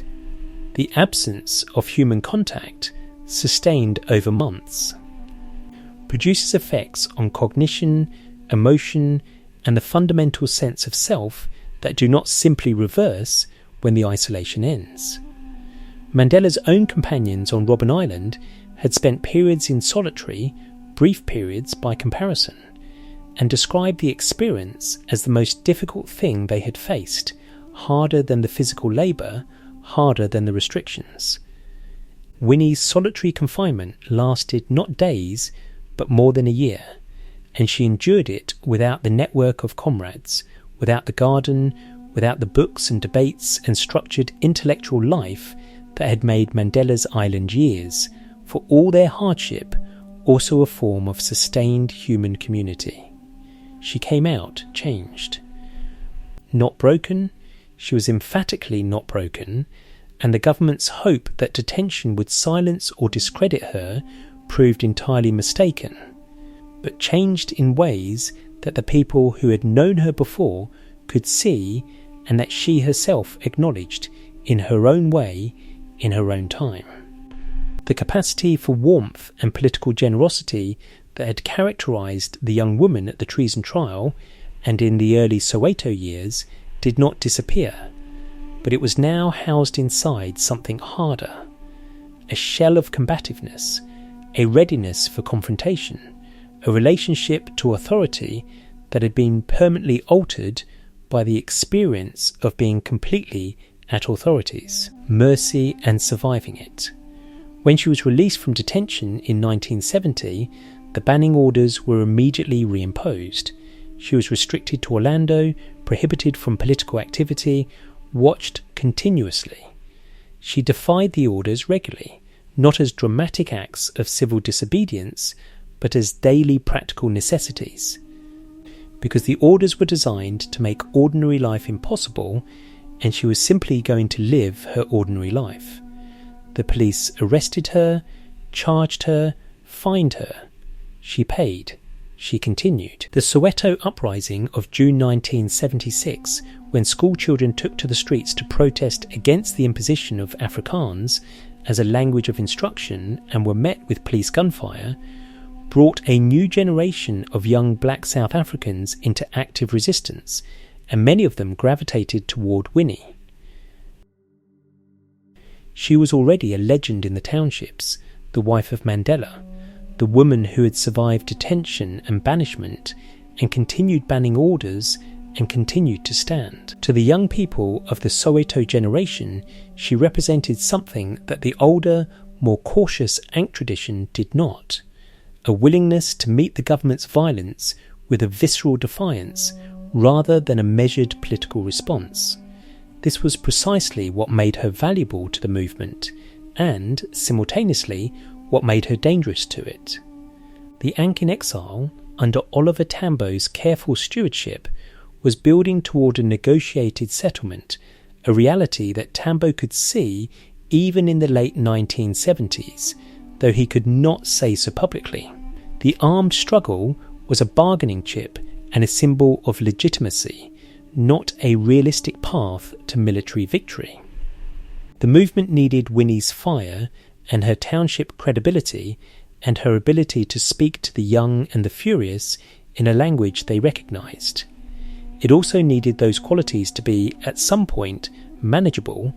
They were not manageable, not by the Ankh in Lusaka, not by Mandela on the island, and not by Winnie herself.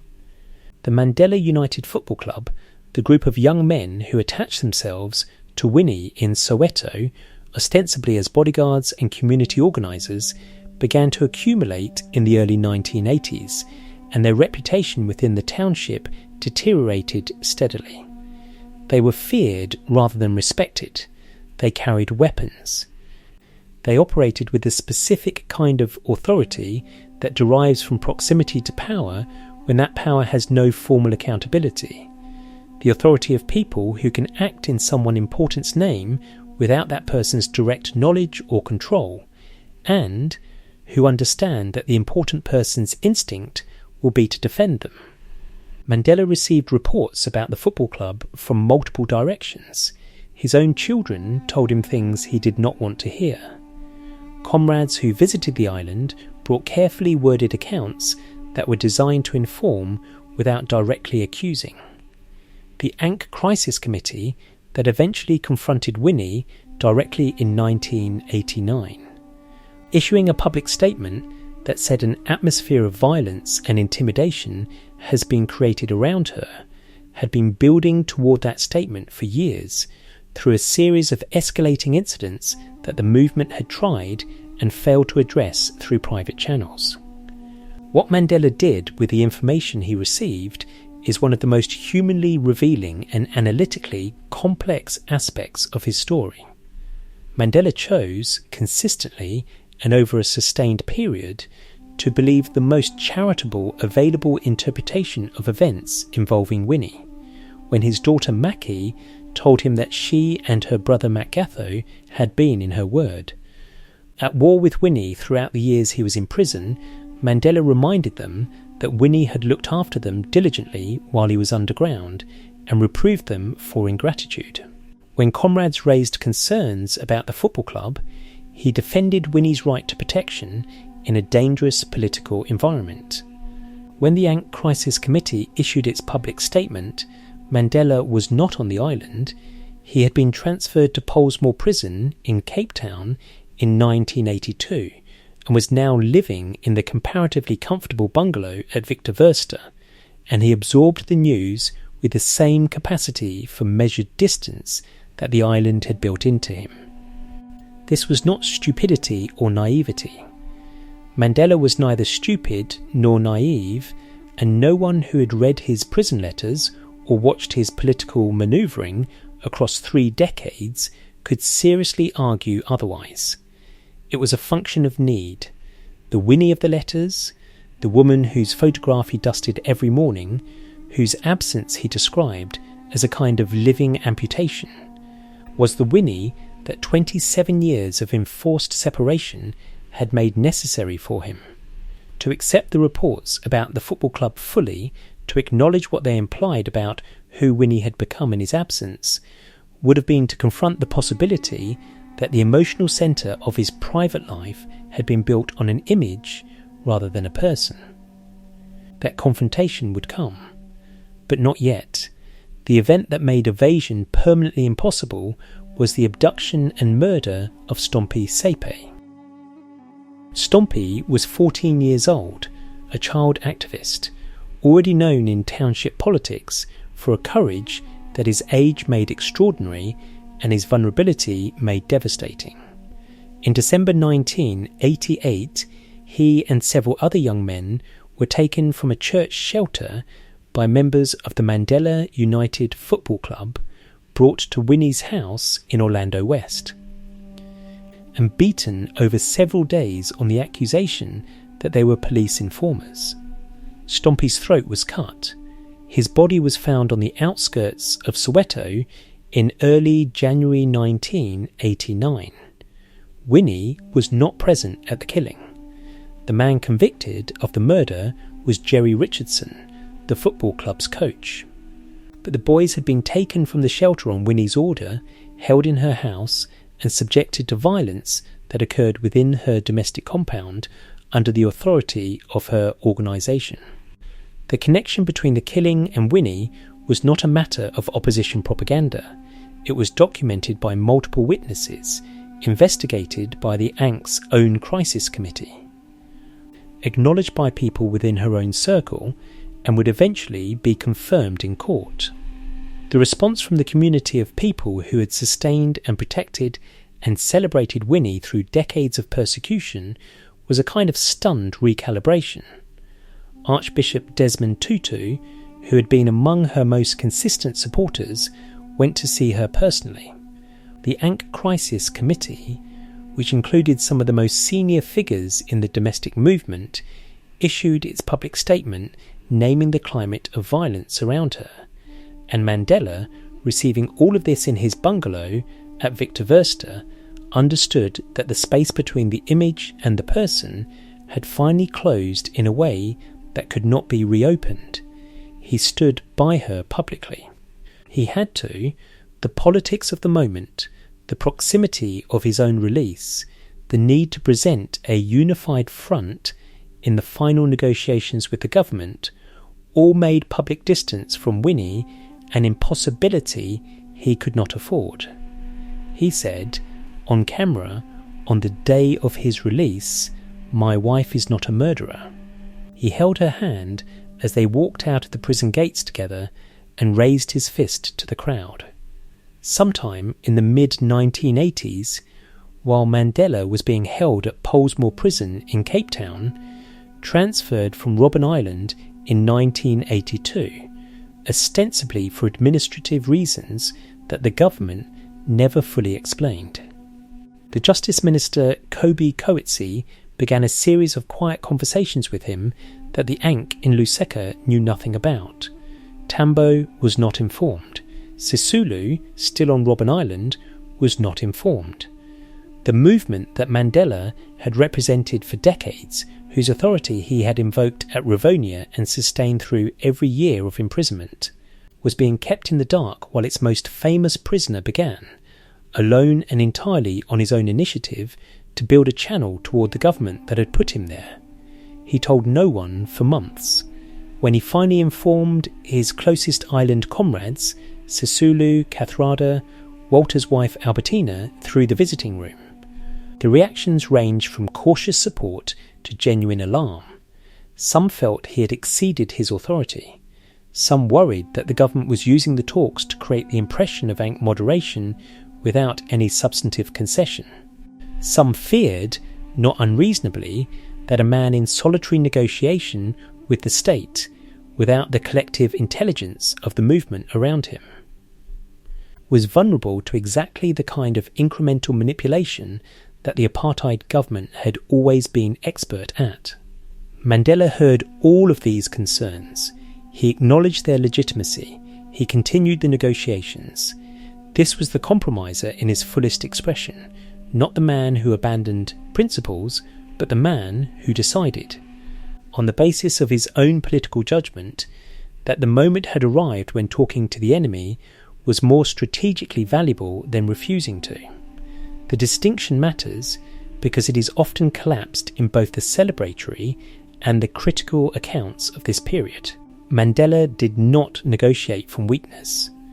He negotiated from the position of a man who had spent more than 2 decades reading political biographies, studying the history of every liberation movement he could access, watching the Cold War through the narrow window of prison intelligence, and concluding that the global conditions were shifting in ways that made a settlement both possible and necessary.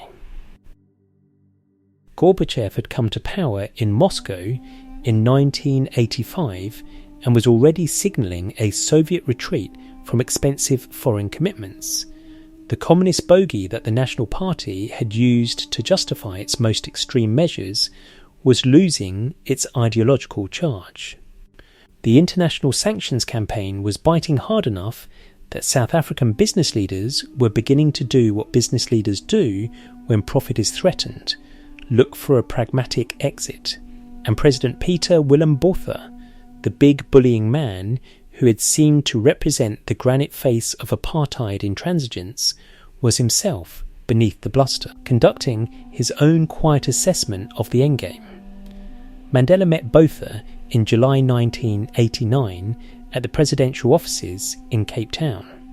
He had prepared a memorandum, carefully written, precisely argued, informed by everything he had absorbed in 25 years of enforced study and reflection, that set out his position on the 2 fears that governed South African politics: the black majority's demand for political rights and the white minority's fear of what majority rule would mean for their safety and survival.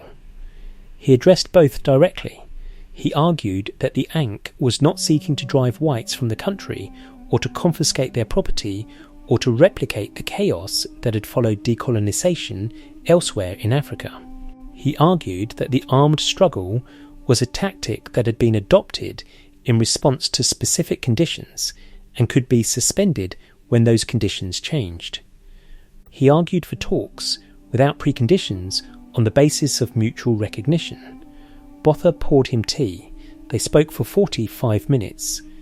Botha was courteous, notably more courteous than his public persona suggested he was capable of being, and Mandela found himself, to his own surprise, feeling something approaching sympathy for the old man's position.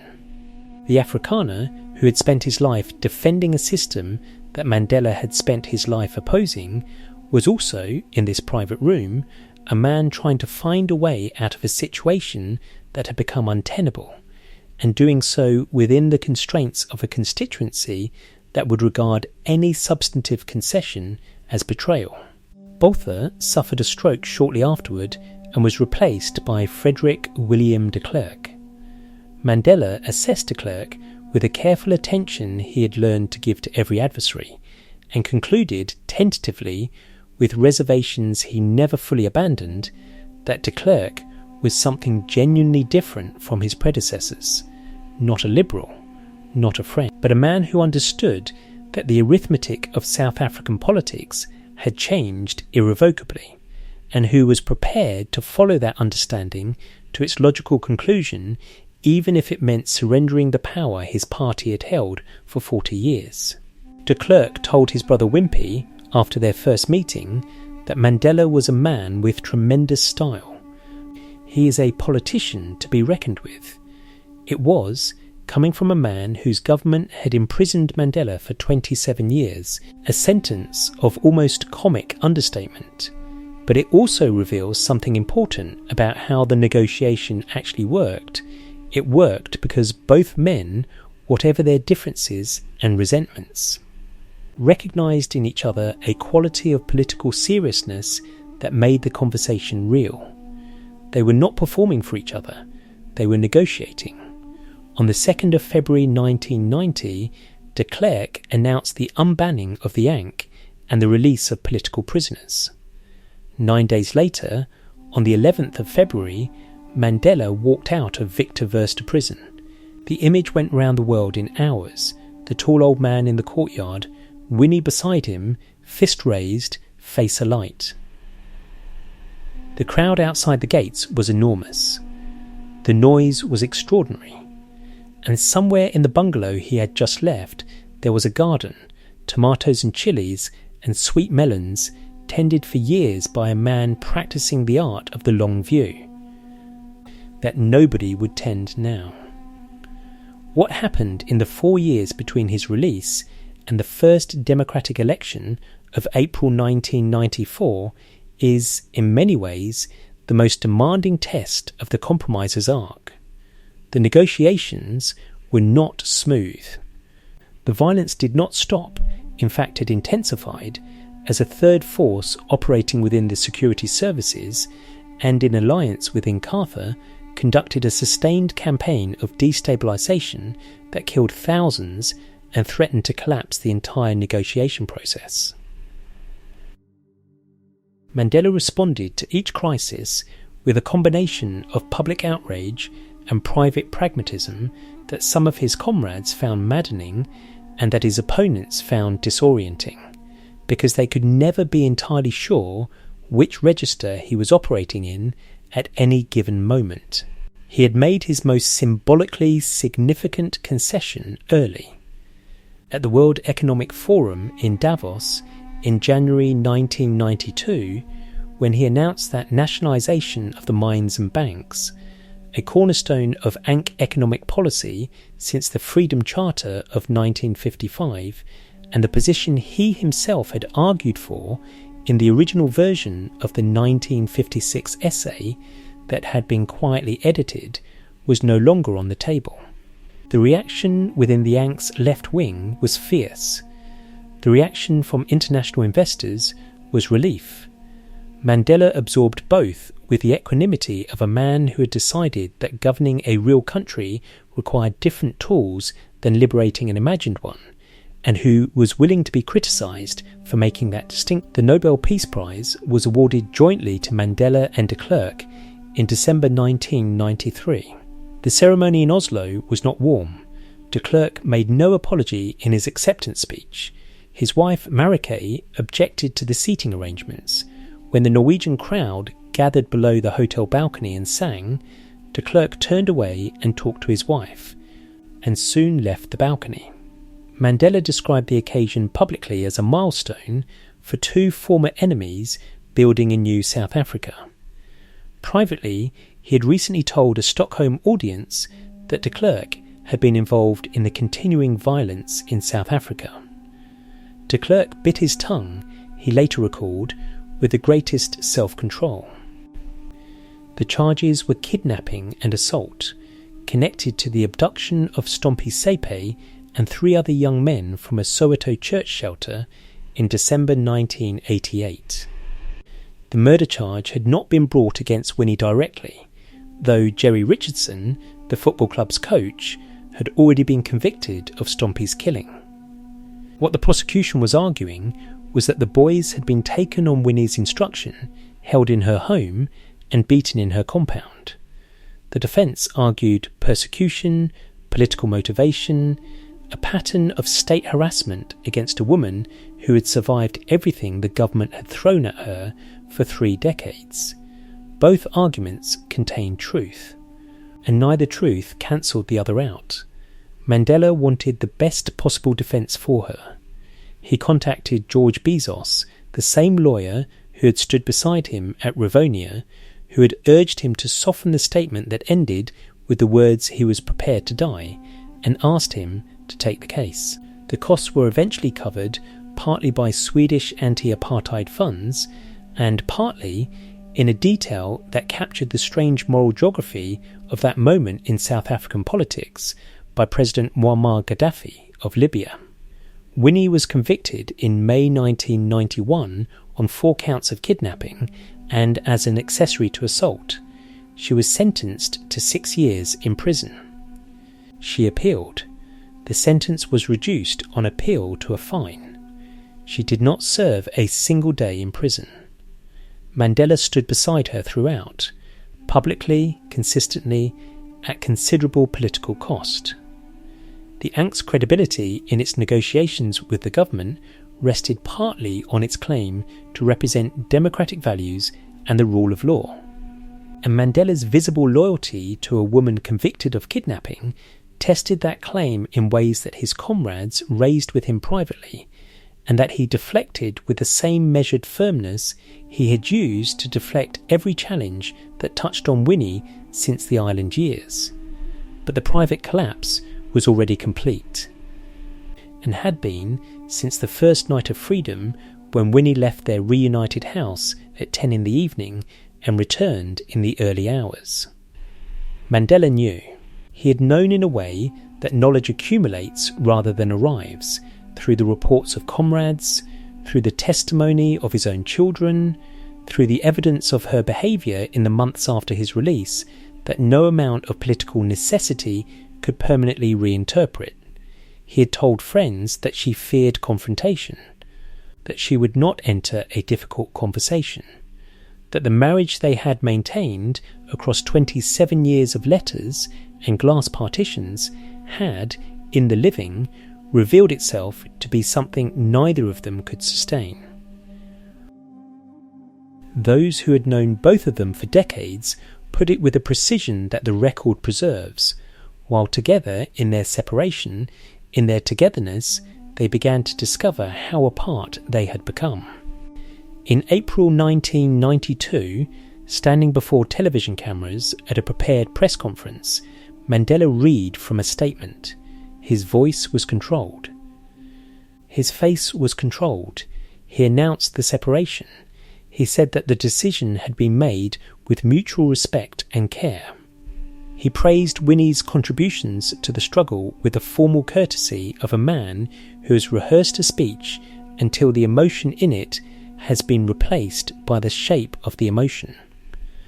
The election of April 1994 was the first time in the history of South Africa that every adult citizen, regardless of race, was permitted to vote. The queues stretched for miles. People waited for hours, some from before dawn, in lines that wound through townships and rural settlements and city streets. And the patience of those queues, the absolute, collective, dignified refusal to be hurried, looked to anyone watching like a physical expression of everything the preceding 80 years had withheld and everything the next chapter was being asked to deliver. Mandela voted in Inanda, near Durban. He was 75 years old. He had been demanding this moment in one form or another. Since a magistrate stripped his father of a chieftainship over a dispute about an ox, he had sacrificed his marriages, his presence in his children's lives, his physical freedom for more than a quarter century, and whatever remained of the private self that had not been consumed by the public role. He voted. And his face in the photographs from that morning carries an expression that is not quite joy, something quieter and more interior than joy, the expression of a man who has arrived somewhere and is already, even as he arrives, calculating what the arrival requires. The Yank won 62% of the vote. Mandela became president. He moved into the grand official residences, Groot Schuur in Cape Town, Libertas in Pretoria, renamed Mahlamba and Lopfu, meaning the washing of the elephant or the dawn of a new era, and he occupied them as if he had been born to it. But the phrase carries more weight than it might initially seem to. He had been born to it, in a sense, born into a tradition of chieftaincy, of leadership as service, of the man who stands before his people and answers for everything. The regent's court at Medikesweni had been preparation for this, though neither the regent nor the boy could have known it at the time.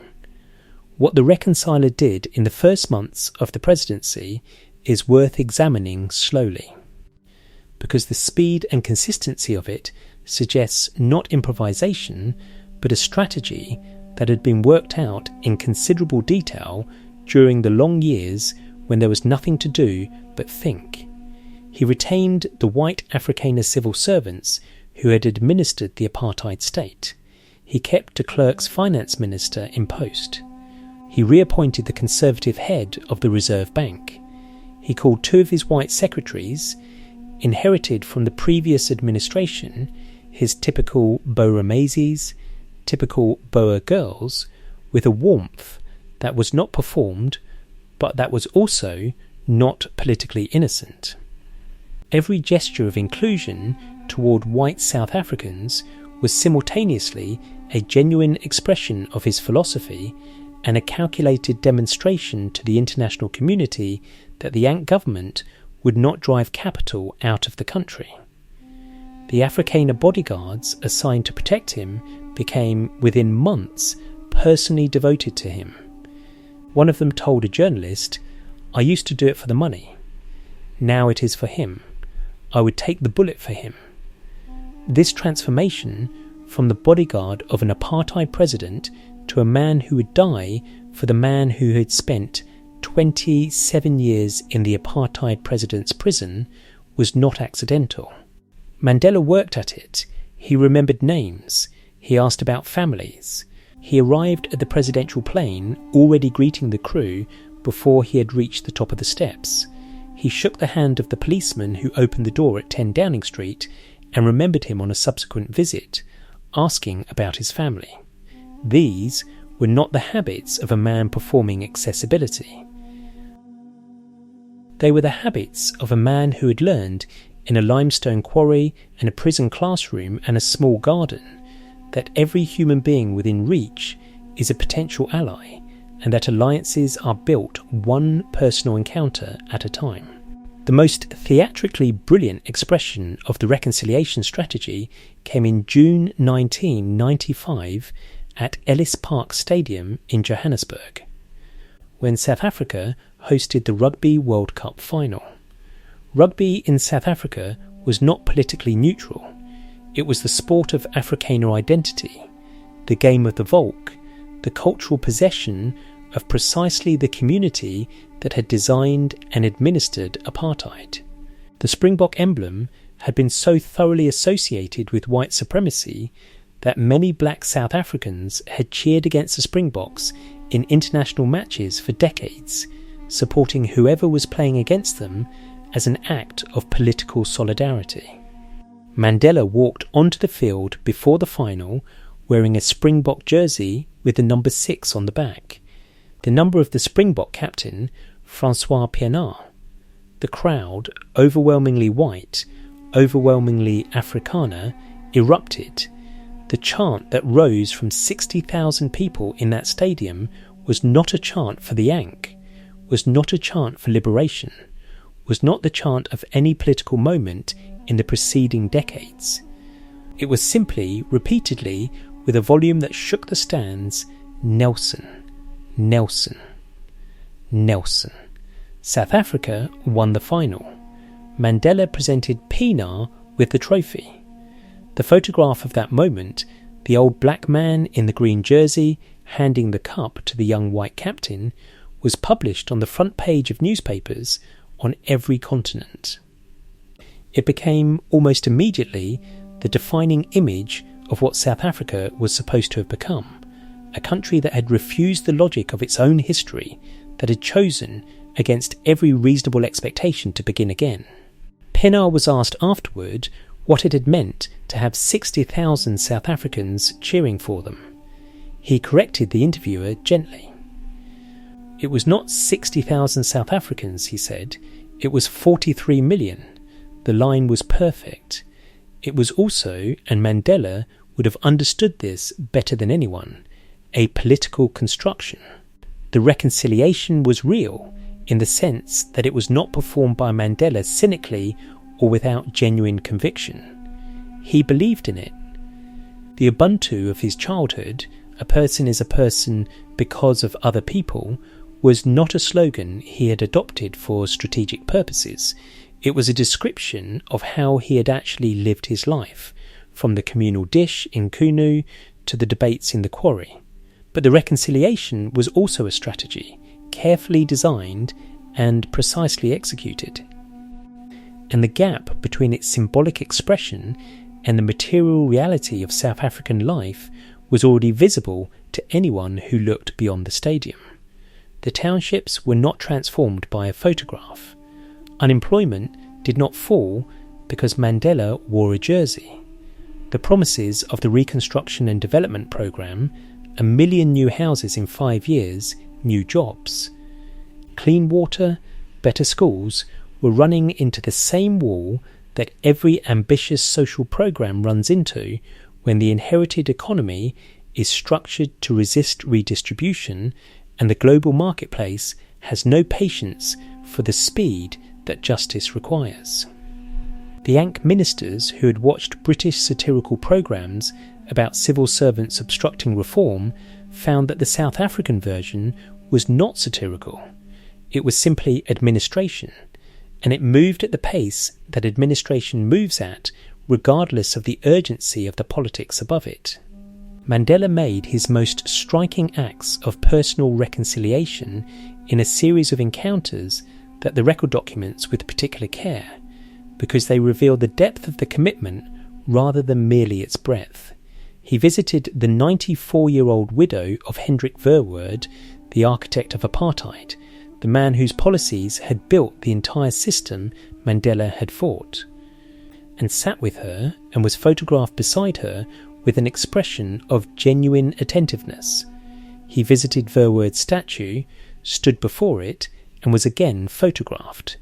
He invited Percy Utah, the prosecutor who had demanded the death penalty at the Rivonia trial, who had helped send Mandela to prison for life, to lunch, and sat with him and was gracious. These were not easy things. They were not things that anyone required of him.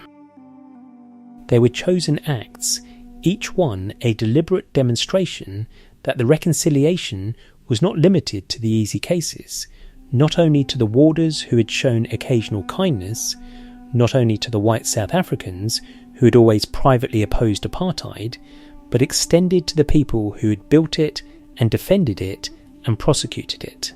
To forgive selectively is not to forgive. Mandela understood this in his bones. Mandela had spent the better part of 5 decades building the moral authority to govern South Africa. He spent 5 years discovering that moral authority and administrative capacity are entirely separate instruments, and that the world which had placed so much faith in his arrival at the presidency was considerably less patient with the pace of transformation than the cues on election morning had suggested. The presidency began with a quality of personal authority that no institution could have manufactured. The retained civil servants, the Afrikaner secretaries, the bodyguards who would take the bullet, all of it reflected a genuine human gift. Mandela remembered names, remembered families, remembered the specific detail from a previous conversation that made the person in front of him feel that in the midst of everything he carried, they had remained particular to him. His secretary, Mariam Sadana, a tall and commanding woman who conducted choirs in Soweto, tried to prevent him from conducting all his business personally, tried, literally, to stop him from walking downstairs to call someone to the phone rather than having the call transferred. She could not stop him. It was not stubbornness, it was the operating system of a man for whom every human contact was also a political act, an investment in the network of mutual recognition that he believed held societies together. But behind the accessibility, the mornings were not all equal. The office staff learned to read the signals. His body language and facial expression indicate his different moods. His secretary told those who observed the presidency closely. The word would sometimes go round, Madiba is in a bad mood today. Alone, between the scheduled warmth of one encounter and the scheduled warmth of the next, his face would shift into something that unsettled the people who saw it. Not anger exactly, not grief exactly, but the expression of a man carrying something heavy in a private place that the public performance did not touch. The governance itself was harder than the symbolism by an order of magnitude. The Reconstruction and Development Programme had promised transformation at a pace that the inherited economic structure could not sustain. The target of 1 million new houses in 5 years was not reached, unemployment did not fall. New technologies were eliminating jobs faster than the economy could create them, and the skills deficit left by decades of Bantu education meant that the black middle class could not expand quickly enough to absorb the population that needed absorbing. The rand weakened. International investors, who had arrived at the 1994 election with considerable goodwill, watched the delivery gap and quietly redirected capital toward the faster-growing economies of Southeast Asia. Mandela had no economic training, and he knew it, and he was honest about it.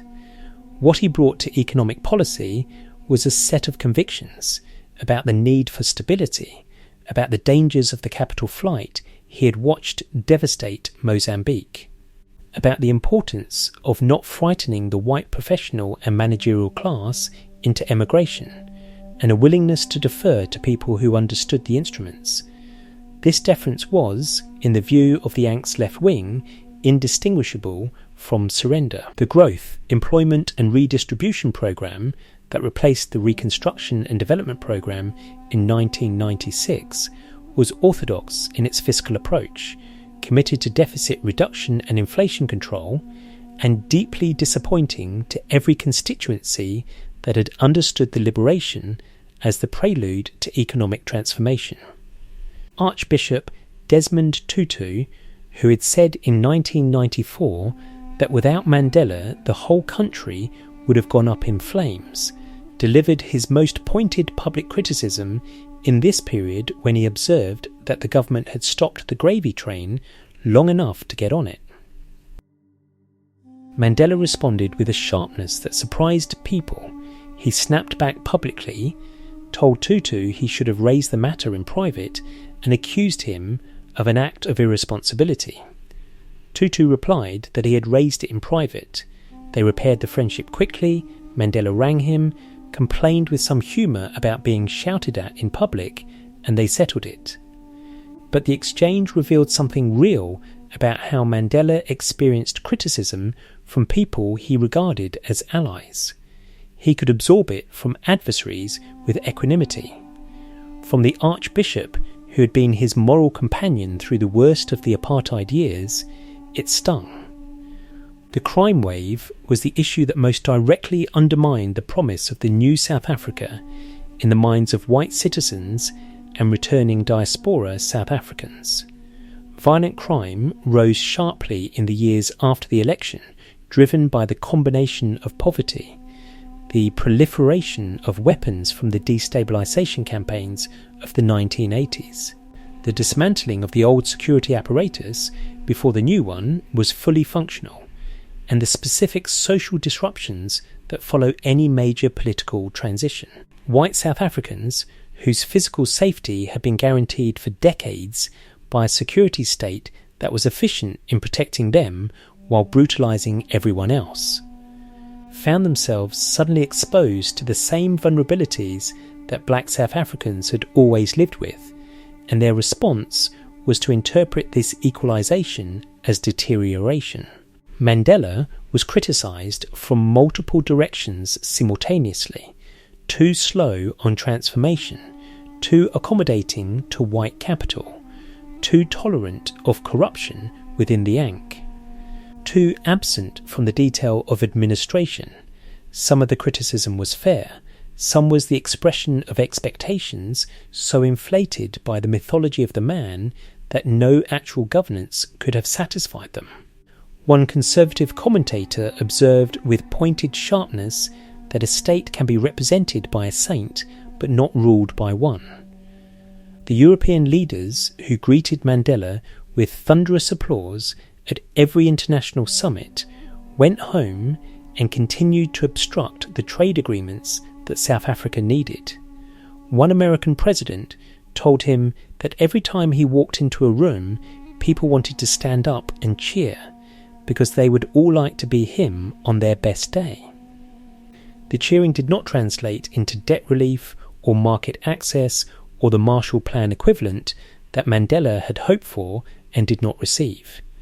He understood the gap between the icon and the instrument without bitterness, or at least without expressed bitterness, when the European heads of government repeatedly postponed the trade agreement that had been promised. He observed quietly to a British official, "There is no ink in their pens." It was the driest possible summary of the distance between moral admiration and material commitment, and it was delivered without drama, in the tone of a man who had spent enough time watching powerful people find elegant reasons not to do necessary things that the pattern had long since ceased to surprise him. The constitutional monarch Mandela had become, by the middle of his presidency, occupied a position of almost perfect symbolic power and increasing practical isolation, and the two conditions were not coincidental. They were structurally related. The larger the icon grew, the smaller the human being's room to exist as something other than the icon. This is not a paradox unique to Mandela, it is the occupational condition of anyone who becomes, in their own lifetime, a monument. But Mandela's version of it was unusually well documented, because the people closest to him were unusually willing to name what they saw. His daughter Zinzi named it first and most directly. "The sad thing," she said, "is that nobody realises that my father is very lonely. Not was lonely, is lonely."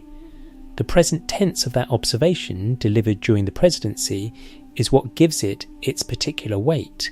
This was not the loneliness of the prison cell, which had at least been companioned by the intellectual and political community of the island.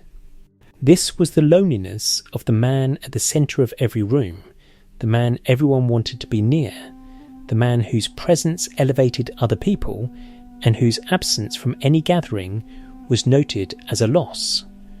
The loneliness of perfect accessibility, which is a kind of perfect inaccessibility wearing a different face.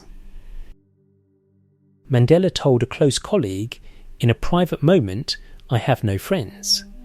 The colleague was struck by the flatness of it, not self-pity, not complaint, simply a statement of condition, delivered with the same measured accuracy with which Mandela had always described things that were true and unpleasant.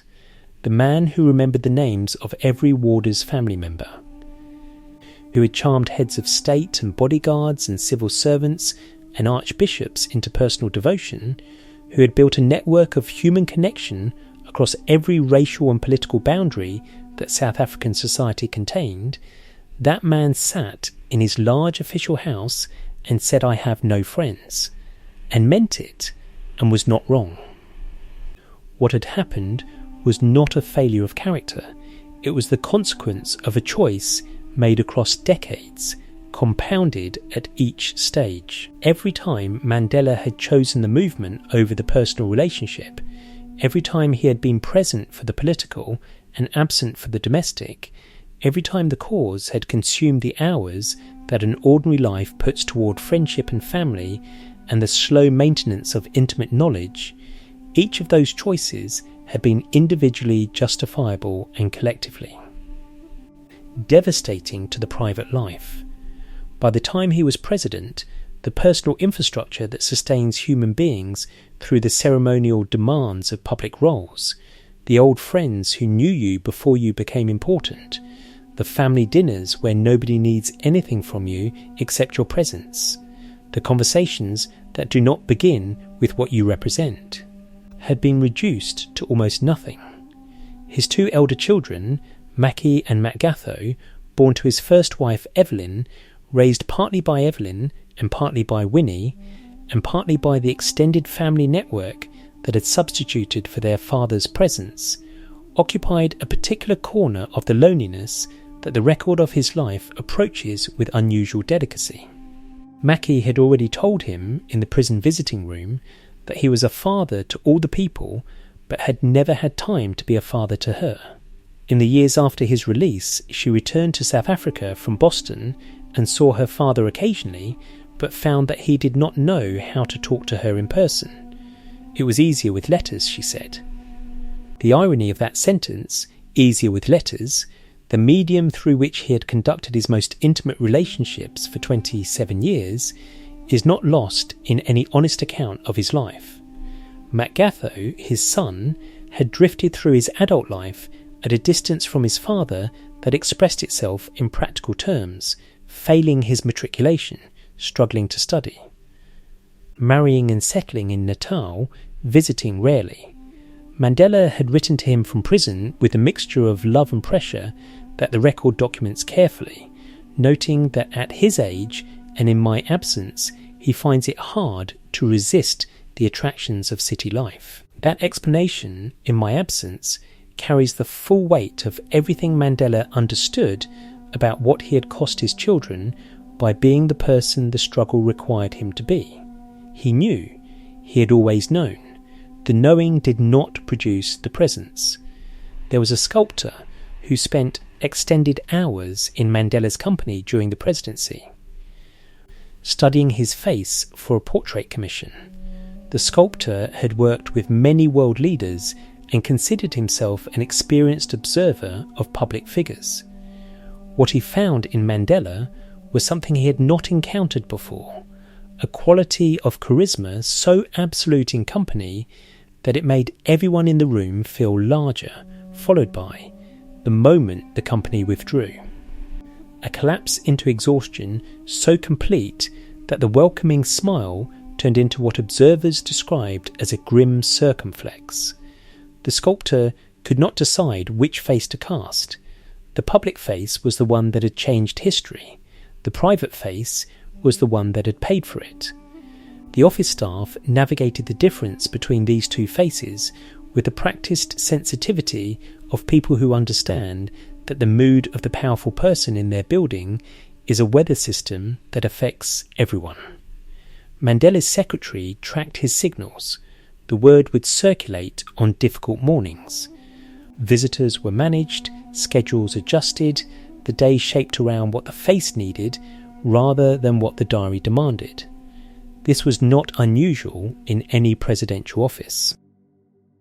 What was unusual was the scale of the gap between the two faces, the breadth of the distance between the man who made world leaders feel like standing up and cheering and the man whose own office staff were cautious about approaching him on certain mornings. The use of the telephone was, in this context, one of the most revealing details in the entire record of his life. Mandela had discovered the long-distance phone call as a device of personal connection during the negotiations period, using it to surprise friends and colleagues in other countries, sometimes waking them at strange hours with a call that was entirely unexpected and entirely warm. He used it constantly during the presidency. He made calls himself, personally, bypassing his secretary's attempts to manage his schedule. He rang people he had not spoken to in years. He rang people who had helped him at specific moments decades earlier to thank them again. He rang world leaders at odd hours with the spontaneity of a man who had spent 27 years unable to make any call at all and was still, years later, slightly astonished by the freedom to pick up a phone and hear a voice. But the phone calls were also, in their pattern, a kind of confession. A man who rang across the world to maintain human connection, who could not bear to have a call transferred when he could walk downstairs and make it himself. That man was living with a hunger for human contact that his daily life, for all its populated surfaces, was not adequately feeding. The warmth was genuine. The need behind the warmth was also genuine. And the need pointed toward an interior loneliness that the presidential schedule and the global celebrity and the overwhelming evidence of universal admiration could not touch. The global celebrity had its own specific texture in this period.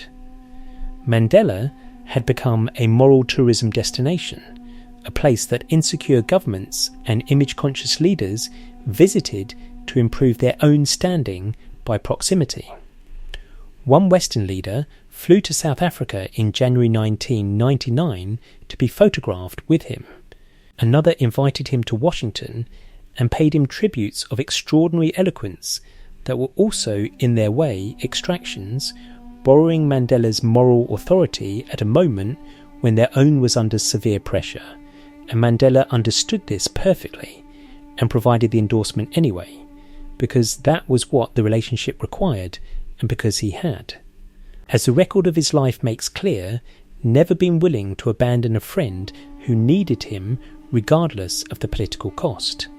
He told a Norwegian journalist, when asked about the controversy over his continued friendship with Muammar Gaddafi and Yasser Arafat, both deeply problematic figures in Western political opinion, that our morality does not allow us to desert our friends.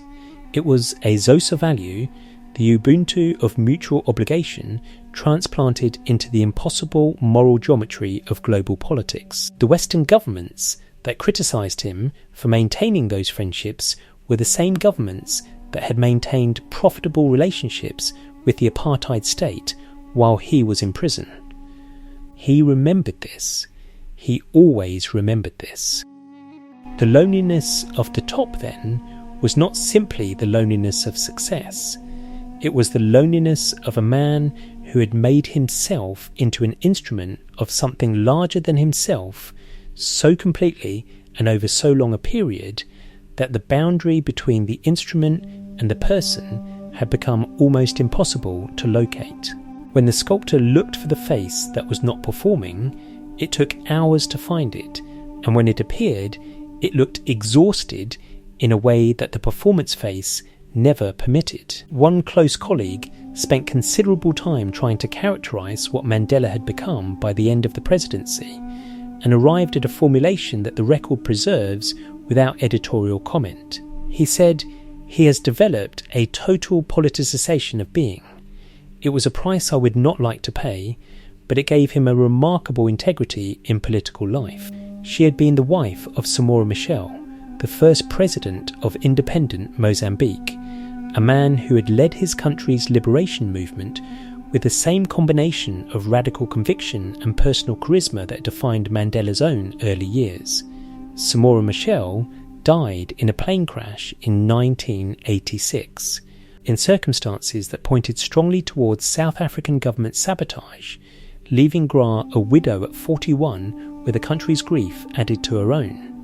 In the years that followed, she built an independent international reputation in children's rights and humanitarian work that required no association with any famous man to sustain it. She was, in her own right, a figure of global stature, serious, politically informed, personally formidable, and possessed of the specific quality that comes from having survived enormous loss without being diminished by it. Mandela began pursuing her in the mid-1990s with the same deliberate, unhurried intention he had brought to every significant project of his life. He rang her, repeatedly, at hours that suggested he was not consulting a schedule. He sent intermediaries. He visited Mozambique. He was, by the accounts of people close to him in this period, more transparently eager in this pursuit than he had been about almost anything in his public life. Which is to say, he was visible in his need, and visibility of that kind did not come naturally to a man who had spent decades converting every private feeling into a controlled political expression. What Gra represented to Mandela was not simply companionship, though it was that. It was the possibility of being known by someone who understood from the inside.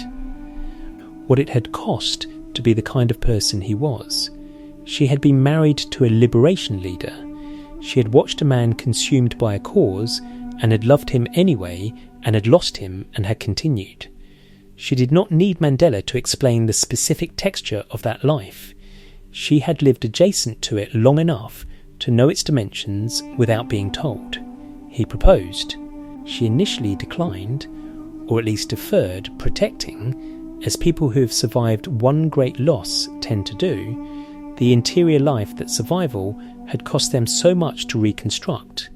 What she said to him before she finally agreed has not been fully recorded in any public account, but the condition she reportedly set, that he commit to being genuinely present in the private life, not merely inhabiting the same building between public engagements, reflected an understanding of exactly where his previous relationships had broken down. She was not asking him to stop being Mandela, she was asking him to be Mandela, and also, in the rooms she would share with him, someone she could actually... They married on his 80th birthday, the 18th of July 1998, the same evening that opened this documentary, the same banquet where the turned-down mouth and the weary gaze of infinite loneliness was caught in an unguarded moment. The marriage was announced at the party itself, folded into the celebration, which meant that the loneliness observed that evening coexisted in the same room with the beginning of its own answer. Both things were true simultaneously, the old man surveying the scene as if it were only a show, and the woman beside him who had agreed to stay. The photographs from that evening show something different in Mandela's face when he is looking at Gra than in any previous public photograph. Not the welcoming performance warmth that he deployed for every other face in every other room. Something quieter. Something that does not need to do anything except exist. Those who had known Mandela since the 1950s and had watched every version of the man across 5 decades noted that for the first time in the long years of observation, Mandela appeared genuinely at ease in private, not performing ease, which he had always been able to do, but inhabiting it. The philosopher's detachment that had served him so well as a survival mechanism in the cell and as a political instrument in the negotiations was, in Gra's company, no longer the dominant register. Something underneath it, older and less defended, was briefly, occasionally, visible. The final question this story has been building toward is not whether Nelson Mandela was great. That question was settled long ago, in quarries and courtrooms and negotiating rooms and stadium crowds, and it does not need this documentary to confirm it. The question worth asking, the harder, more honest, more useful question, is what greatness of this particular kind actually costs, and who pays the bill, and whether the payment was ever fully understood by the man who incurred it. The pattern we have traced across these chapters, radical, compromiser, reconciler, lonely elder, was not a design. It was not inevitable. It is important to say this clearly, because the temptation with a life as documented and as apparently complete in its arc as Mandela's is to read inevitability backward into it, to make each stage look like the necessary preparation for the next, to turn the whole thing into something that was always going to end exactly here. It was not. It was a series of choices made by a specific human being in specific historical conditions, and at several points those choices could have gone differently. He could have remained in the Transkei, living within the traditions that had formed him, advising the Tembu royal family as his guardian, the regent, had intended. He could have abandoned active politics after the treason trial acquittal, as several of his colleagues quietly chose to do. He could have accepted any of the conditional release offers the government made across the prison years, offers that came with increasing frequency as his symbolic value to the outside world grew and the government's need for a negotiated exit became more urgent. He could have refused to begin the secret talks without his movement's authorization, and waited for the collective leadership to develop its own channel. At every one of these junctures, he chose the harder path, and at every one of them the choosing produced both the greatness and the cost, simultaneously and inseparably. This is the central truth that the full record of his life forces into view. His capacity for historical greatness and his private devastation were not separate phenomena connected by unfortunate coincidence. They were the same phenomenon seen from 2 different angles.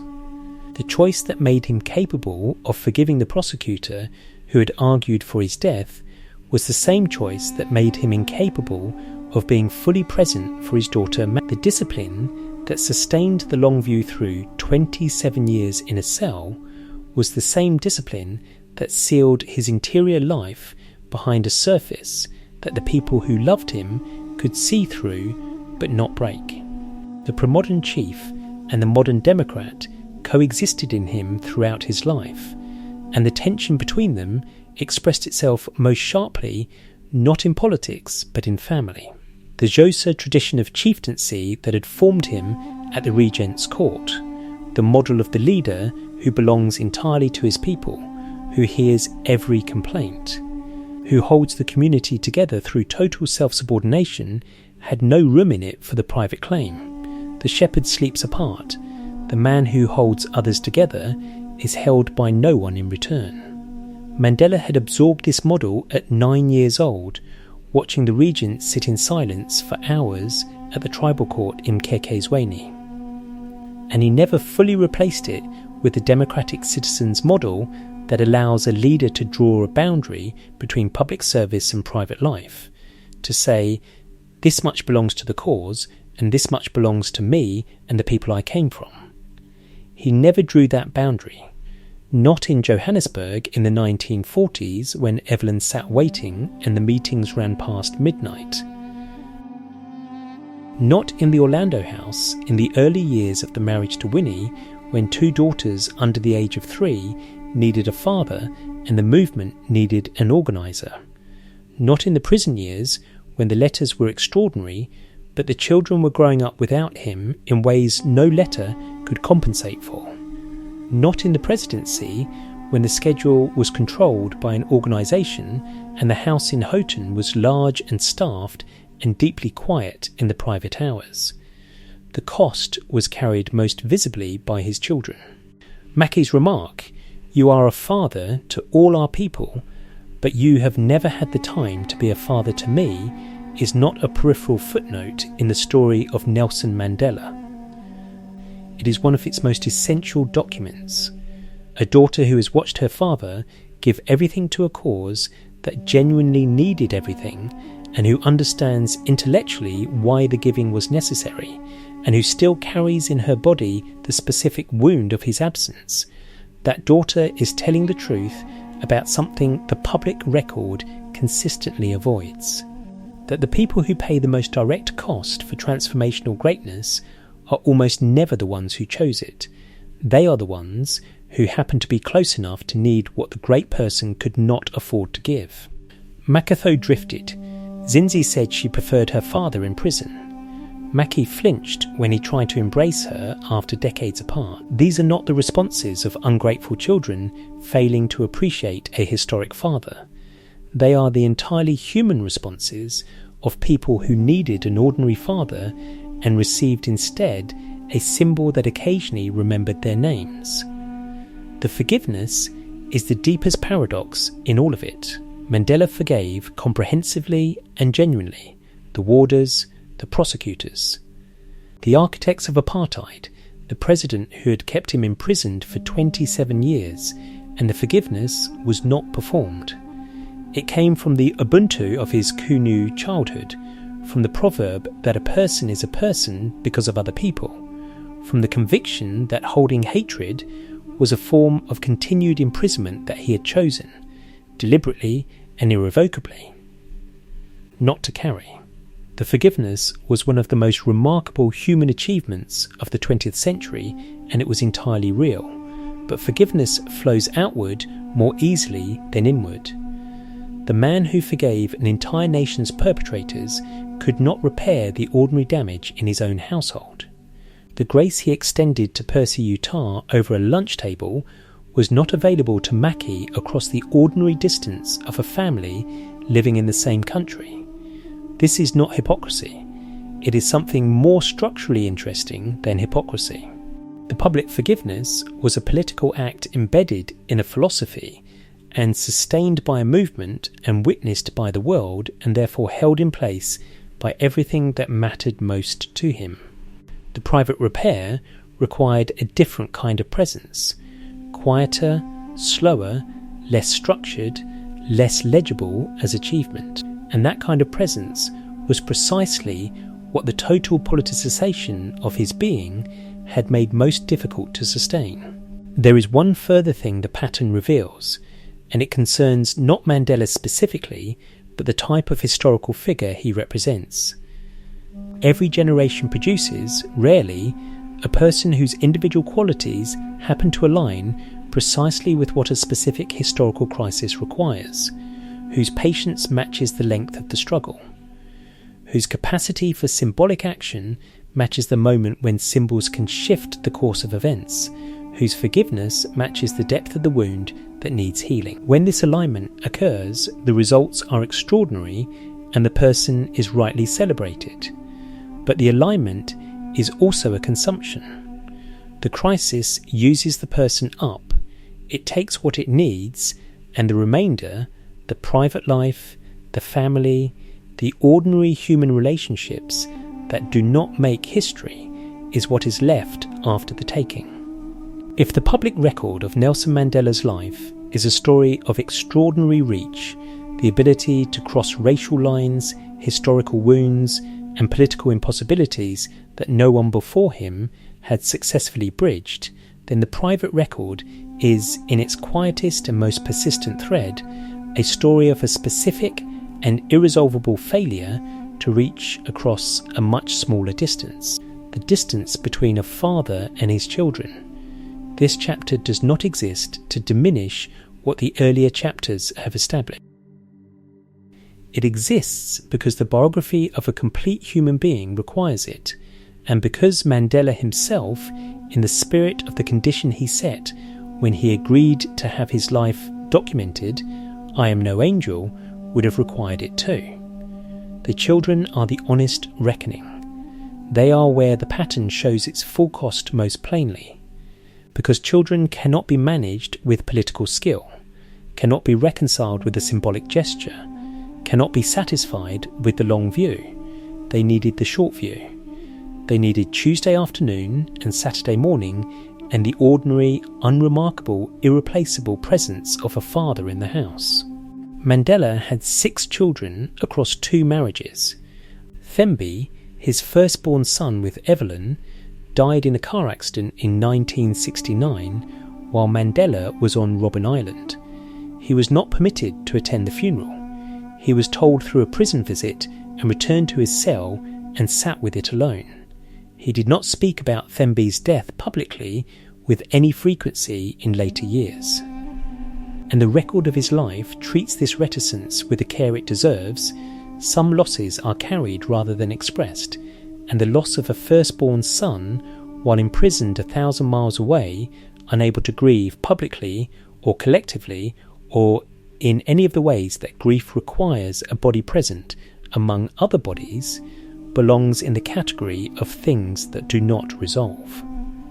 They simply continue.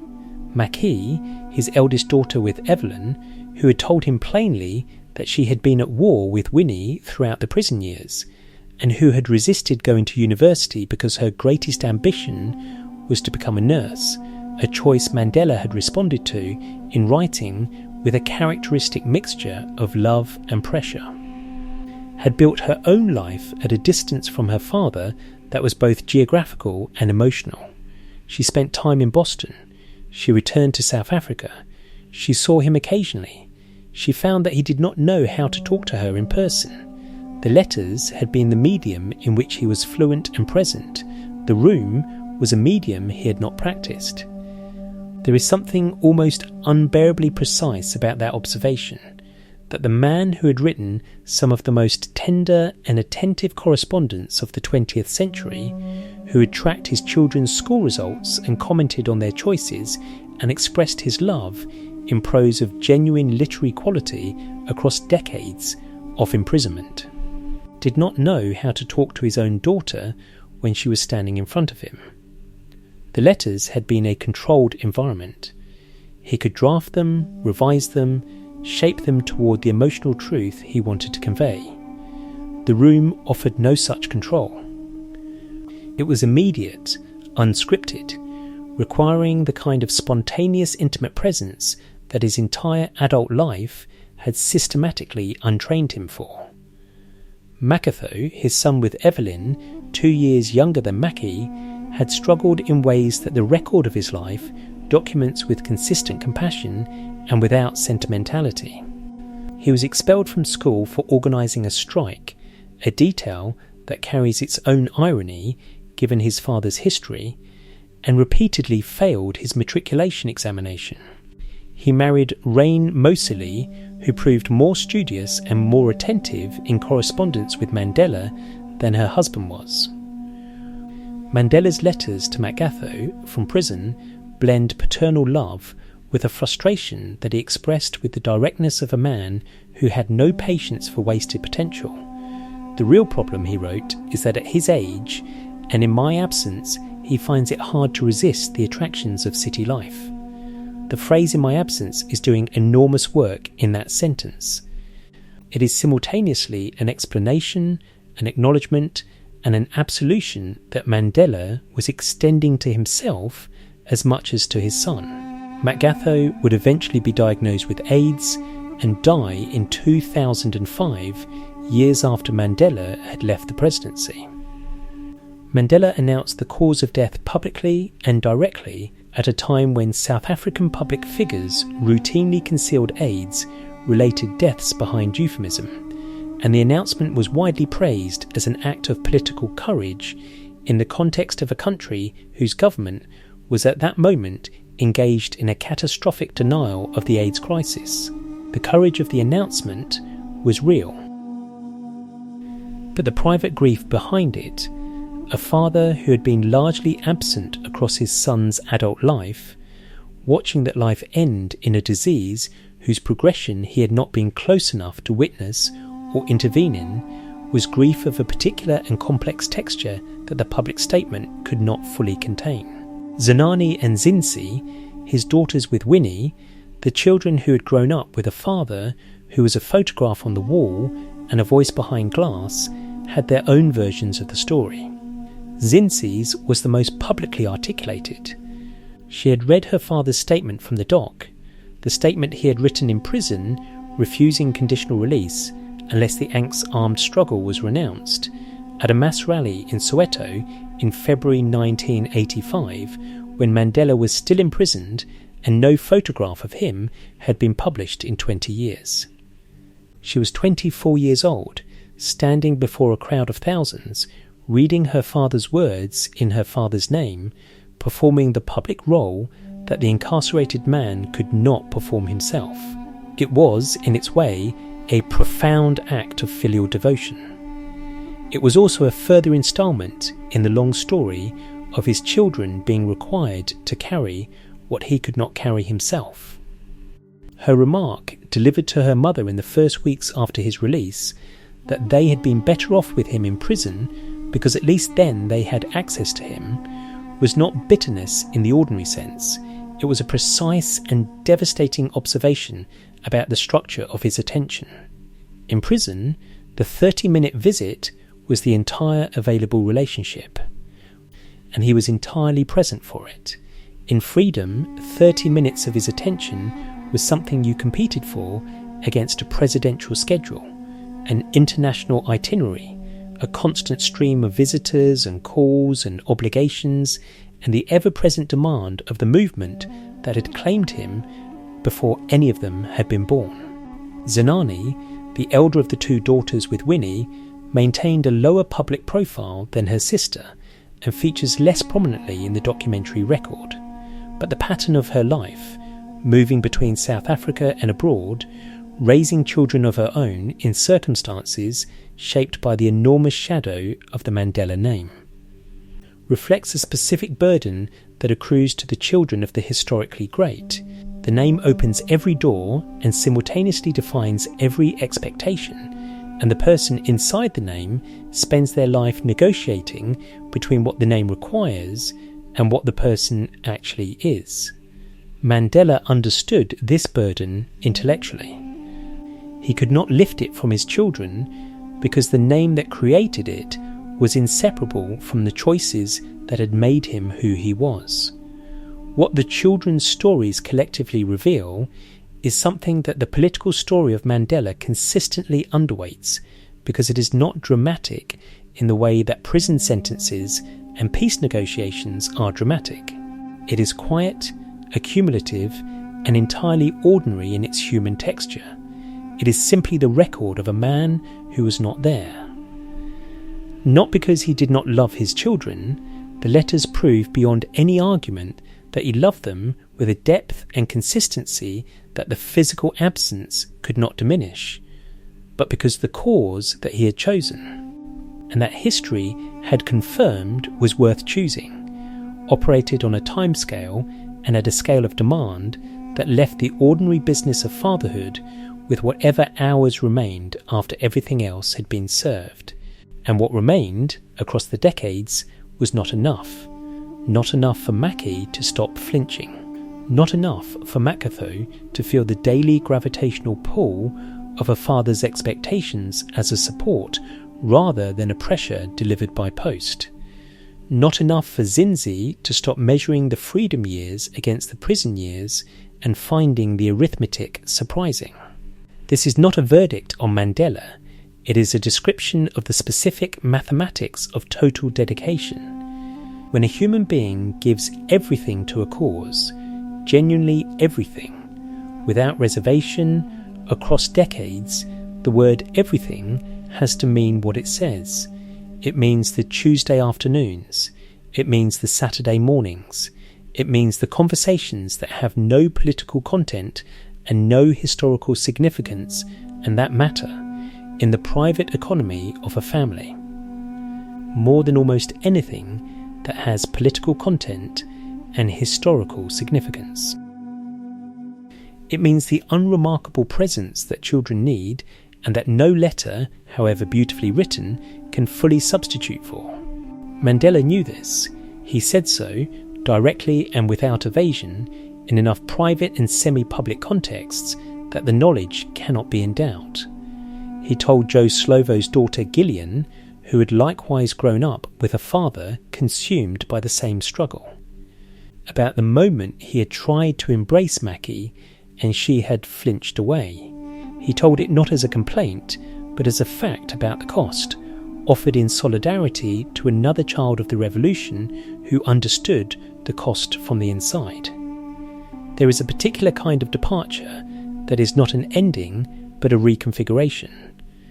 A stepping back from the centre of the stage that leaves the person still visible, still consulted, still symbolically indispensable, but no longer responsible for the daily mechanics of what the stage produces. Mandela's retirement from the presidency in June 1999 was this kind of departure, and understanding what it meant requires separating what he actually relinquished from what he did not. What he relinquished was formal executive authority, the scheduled cabinet meetings, the state occasions, the daily briefings, the presidential plane and its crew who had learned to expect him at the top of the steps already greeting them. What he did not relinquish, because it could not be relinquished by any formal act, was the gravitational field that his presence created wherever he appeared. He remained, after the presidency, the most recognisable human being on the planet, the figure whose endorsement governments sought and whose criticism they feared. The man whose arrival in any room rearranged the emotional atmosphere of that room before he had said a word. Thabo Mbeki, who succeeded him as President of South Africa, had been effectively running the day-to-day administration for most of Mandela's single term, a fact that Mandela acknowledged without embarrassment, and that Mbeki had executed with the quiet efficiency of a man who understood that his role was to govern while Mandela symbolised, and that both functions were necessary and neither was lesser. The transition of formal power was smooth precisely because the informal transfer had already happened years earlier. What changed in 1999 was not the distribution of actual authority, but the distribution of ceremonial presence. And Mandela adjusted to its new form with the same disciplined acceptance he had brought to every other transition in his life. He moved between his houses, the residence in Houghton in Johannesburg, the retirement house in Kunu in the Transkei that he had designed in his last year of imprisonment, basing its floor plan on the warder's house in the prison compound because it was the only domestic architecture he had had available to study. The Kunu house stood at the end of an avenue of cypresses, surrounded by a wall looking out over the home district of his childhood. He had chosen the site decades earlier from a cell because he believed a man should die near where he was born. It was the longest range act of planning in a life full of long-range planning. A man in a maximum security prison selecting the view from his retirement garden. The retirement was not quiet in the conventional sense. He continued to travel. He continued to make calls at surprising hours to people who needed to hear from him. He involved himself in international mediation efforts, most prominently in Burundi, where he had been asked to help broker a peace agreement between the country's warring factions, a task he approached with the same patient, meeting by meeting, relationship by relationship methodology that had produced the South African settlement. The Burundi negotiations were harder and less celebrated than the South African ones, and they produced a more fragile outcome. And Mandela engaged them with the full weight of his attention at an age when most men of his physical condition would have considered full retirement not merely acceptable, but medically advisable. His physicians said so, repeatedly and with increasing urgency. His knee made stairs difficult, his eyes remained sensitive to bright light. A lasting consequence of the lime quarry decades, he tired more easily than he had during the presidency, though the gap between his energy levels and those of men his age remained, his doctors agreed, remarkable. He treated medical advice about rest with the same polite, cheerful non-compliance that he had always shown toward any authority whose instructions conflicted with what he had already decided to do. He rested on the presidential plane and appeared unaffected by jet lag. He made his bed every morning at 4:30. He walked the grounds before breakfast. These habits were not performance. They were the skeletal structure of a self that the prison had built and that no subsequent comfort had been able to soften. The children's fund that he had established during the presidency, to which he had donated a third of his presidential salary, became the primary institutional focus of his post-presidential energy. Children had been, throughout his life, the category of human being toward whom his warmth was most uncomplicated and most visible. With children, he did not need to manage the distance between the public figure and the private man, because children did not relate to the public figure. They related to the tall old man who got down to their level and asked them questions, and listened to the answers with the full attention that his adult relationships often struggled to sustain. The irony of this, that the man whose own children had grown up largely without him, was most naturally himself in the company of other people's children, is one of the quieter and more pointed paradoxes in the whole story. His public interventions in the post-presidential years were selective but not timid. He was willing to name things that diplomatic convention suggested he leave unnamed. He criticised the decision to invade Iraq in 2003 with a directness that no serving world leader of comparable stature was prepared to match, describing the unilateral use of military force as a threat to the international order that the United Nations represented, and that he had spent his political life trying to strengthen. He said that the Secretary General of the United Nations was the world's leader, and that the United States was simply a country with a powerful military, and that the confusion of military power with moral authority was one of the most dangerous mistakes a powerful nation could make. This was not the reconciler softening a hard edge for a diplomatic audience.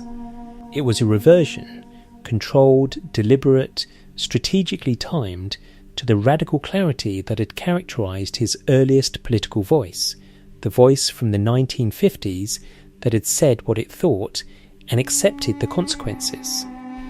The retirement had given him back a freedom that the presidency had necessarily constrained, the freedom to be wrong, to be controversial, to say the thing that needed saying regardless of the diplomatic cost. He used it. He also used the retirement years to revisit, in a quieter register, the private relationships that the presidential years had left insufficient time to tend. He saw his children more. He visited grandchildren. He attended family gatherings with a regularity that the presidential schedule had made impossible. Whether these visits produced the repair that the earlier absences had damaged is a question the record does not answer definitively, because the repair of family relationships happens in private and over long time, and its progress is not documented the way political negotiations are documented. What the record does show is that Mandela tried, that he understood what had been lost and made the attempt to recover some portion of it in the years that remained. Mackey, who had been the most direct in naming the damage, softened in later years, not into the pretense that the damage had not occurred, but into something more adult and more sustainable, an acknowledgement of the full complexity of who her father had been, which included both the absence and the love, and which allowed her to hold both without requiring that one cancel the other. Kraal was the constant through these years in a way that the record consistently shows mattered to him in ways that went beyond the political. She travelled with him. She managed the boundary between the public demands and the private life with a firmness that his previous relationships had never fully provided, not because Winnie or Evelyn had been weak, but because neither of them had come to the relationship with Kraal's specific combination of independent stature and hard-won understanding of what it cost to be partnered with a man the world had claimed.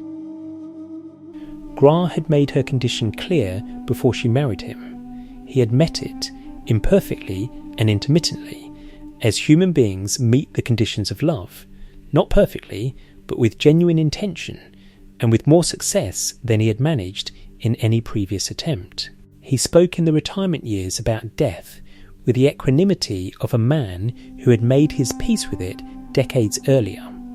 The Invictus poem, "I am the master of my fate, I am the captain of my soul," had been his companion since the prison years, and its message was not the defiant heroism that popular usage had made of it. It was quieter than that. It was the claim of a man who had decided, in conditions designed to strip him of every form of control, that the one thing that could not be taken was the disposition with which he faced whatever came. He had faced the quarry and the solitary cell and the Rivonia death sentence and the collapse of his marriages and the flinch of his daughter and the loneliness of the birthday banquet with the same essential disposition, not happiness, but integrity, not peace, but the refusal to be defined by what had been done to him. Not metaphorically, literally, he had designed it in his last year of imprisonment, chosen the site from memory, selected the view over the home district of his childhood with the deliberate intention of a man who had been planning this return for decades before it became possible. The floor plan borrowed from the only domestic architecture available to him at the time, the warder's house in the prison compound. It was a strange and telling origin for a retirement home, a free man's house shaped by the dimensions of captivity, and it said something precise about the way the prison years had embedded themselves into every subsequent structure of his life, including the most private ones. He retired to Kunu for the southern African summers and for Christmas, and in the later years of his life increasingly for longer stretches. The avenue of cypresses, the Spanish-style arches, the garden that the house staff maintained with none of the obsessive measurement and bone powder compost of the Robben Island plot, but that carried. In its existence, the same symbolic weight, a cultivated space, tended with care, producing something from ground that had once been bare. The village itself had changed since the boy with the tin trunk had left it in 1927. The roads were better. Some of the rondavels had been replaced by concrete block houses.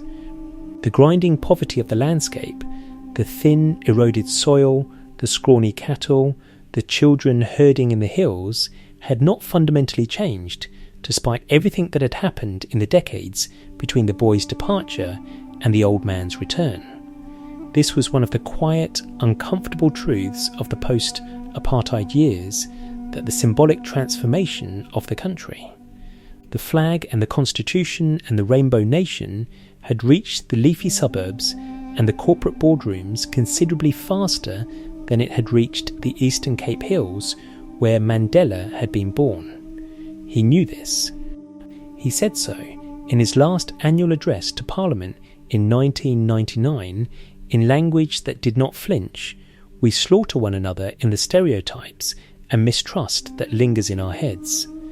The pastoral beauty of the Transkei was still skin deep over desperate poverty, as it had been when he was 9. The grandchildren came to Kunu for the holidays, and this is where the retirement record shows its warmest light.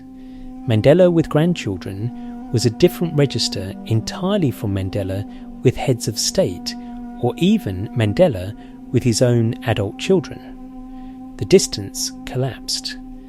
The philosophical detachment that had served him as armour through every previous stage of his life was, in the company of small children who wanted nothing from him except the game they were playing, unnecessary, he romped with them on the large bed. He asked them about their lives with the same focused attention he had given to warders' families and presidential colleagues, but without the political calculation that had always, even unconsciously, structured his adult interactions. They were simply children. He was simply their grandfather. And in that simplicity, something that had been withheld for most of his adult life, the ordinary, unhistoric, irreplaceable pleasure of being someone's person rather than everyone's symbol, was briefly, regularly, genuinely available to him.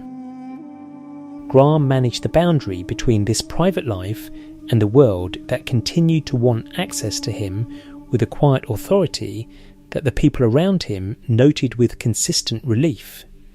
She had made her condition before the marriage, and he had tried to honour it, and in Kunu, more than anywhere else, the honouring was visible. He was present there in a way that the presidency and the negotiations and even the island had not permitted. Not perfectly, the calls still came, the requests still arrived. The world did not stop needing Nelson Mandela simply because Nelson Mandela had retired to the Eastern Cape, but more fully than at any previous point in his adult life. Nelson Mandela died on the 5th of December 2013 at his home in Johannesburg at the age of 95. The world stopped for several days. Heads of state flew in from every continent. The memorial service at the FNB Stadium in Johannesburg drew nearly 100 heads of government, more than had gathered at any single event in living memory. The tributes were extraordinary in their volume and in their consistency. A great man, a moral giant, the conscience of the 20th century, the proof that one human being's capacity for dignity and forgiveness could change the course of history. All of it was true, and none of it was the whole truth. This documentary has spent 19 chapters attempting to hold the whole truth, not to diminish the greatness, which is real and documented and beyond reasonable argument, but to insist that the greatness existed inside a human being rather than instead of one. That the man who forgave everything was also the man who could not reach his daughter across an ordinary room. That the prisoner who turned a limestone quarry into a university was also the husband who built an ideal of his wife from the materials of longing and then could not survive the collision between that ideal and the actual person. That the reconciler who put on a rugby jersey and made 60,000 Afrikaners chant his name was also the father whose children, sometimes, preferred his imprisonment to his freedom because at least the glass partition had given them 30 uninterrupted minutes of a man who had nowhere else to be. These are not contradictions that cancel the achievement. They are the contradictions that make the achievement legible as something a human being actually did, rather than something a monument was erected to commemorate. The pattern we have traced, radical, compromiser, reconciler, lonely elder, does not resolve neatly at the end, because patterns of this kind do not resolve, they complete. There is a difference. Resolution implies that the tensions within the pattern are somehow settled, that the contradictions find their synthesis, that the story arrives at a place where everything that was in conflict has been harmonised. Completion is quieter and more honest than that.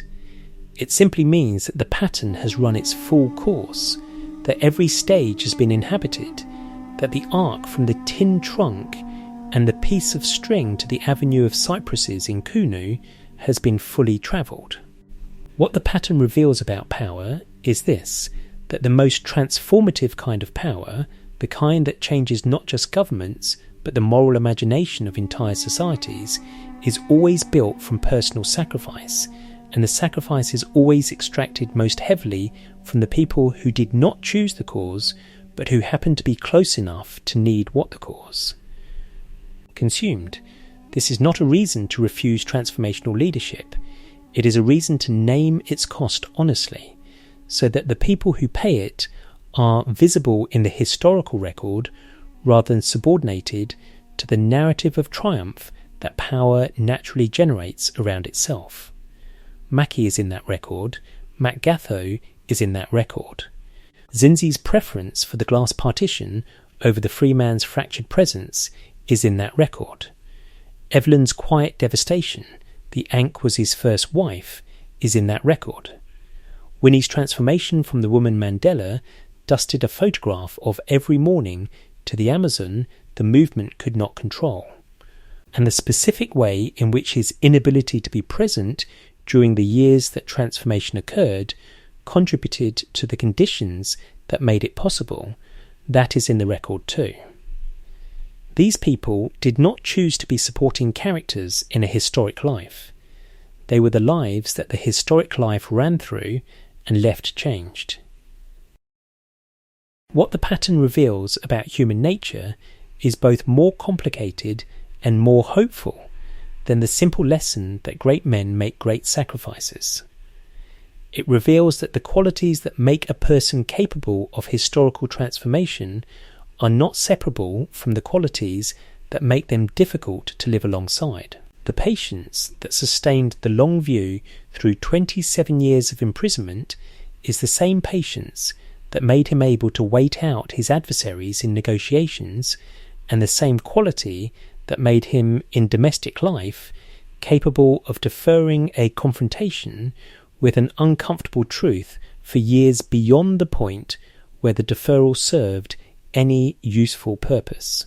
The discipline that maintained his physical and intellectual rigour through conditions designed to destroy both is the same discipline that sealed his interior life against easy access and made the people who loved him feel, at times, that they were pressing their faces against the glass of a cell that had no door. The capacity for symbolic action, the jersey, the handshake, the lunch with the prosecutor, the meeting with the widow that moved nations was also a disposition toward the world that experienced every human encounter as potentially significant beyond its immediate personal content. He could not turn it off.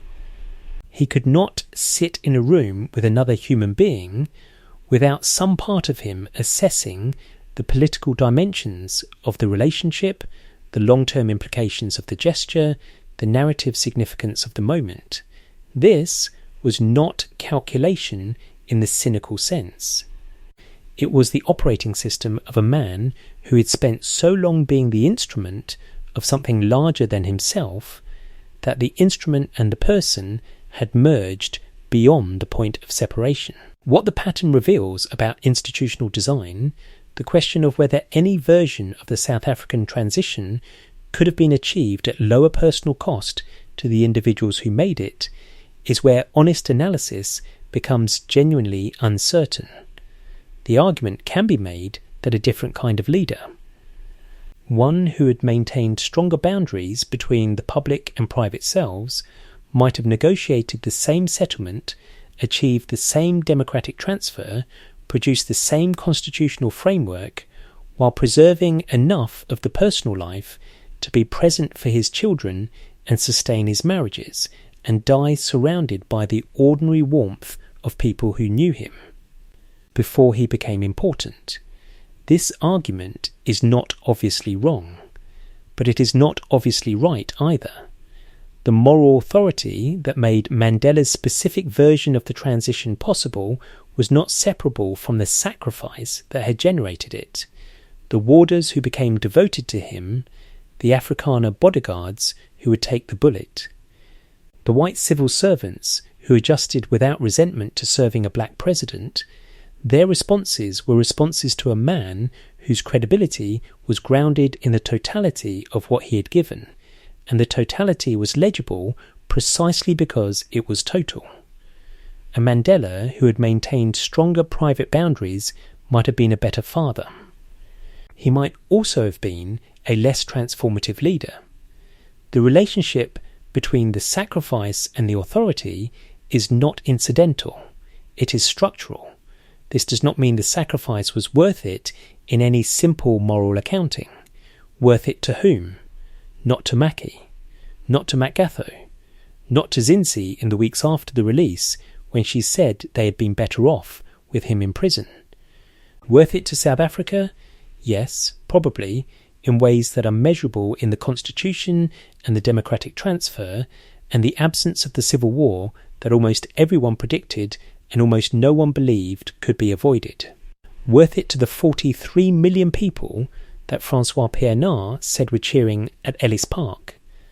Yes, in the specific sense that a country that might have consumed itself in racial war instead produced a constitutional democracy that, whatever its subsequent failures and disappointments, did not collapse into the chaos that neighbouring countries had endured. The greatest question the pattern raises is the one that this documentary cannot answer, because it is not a historical question, but a human one.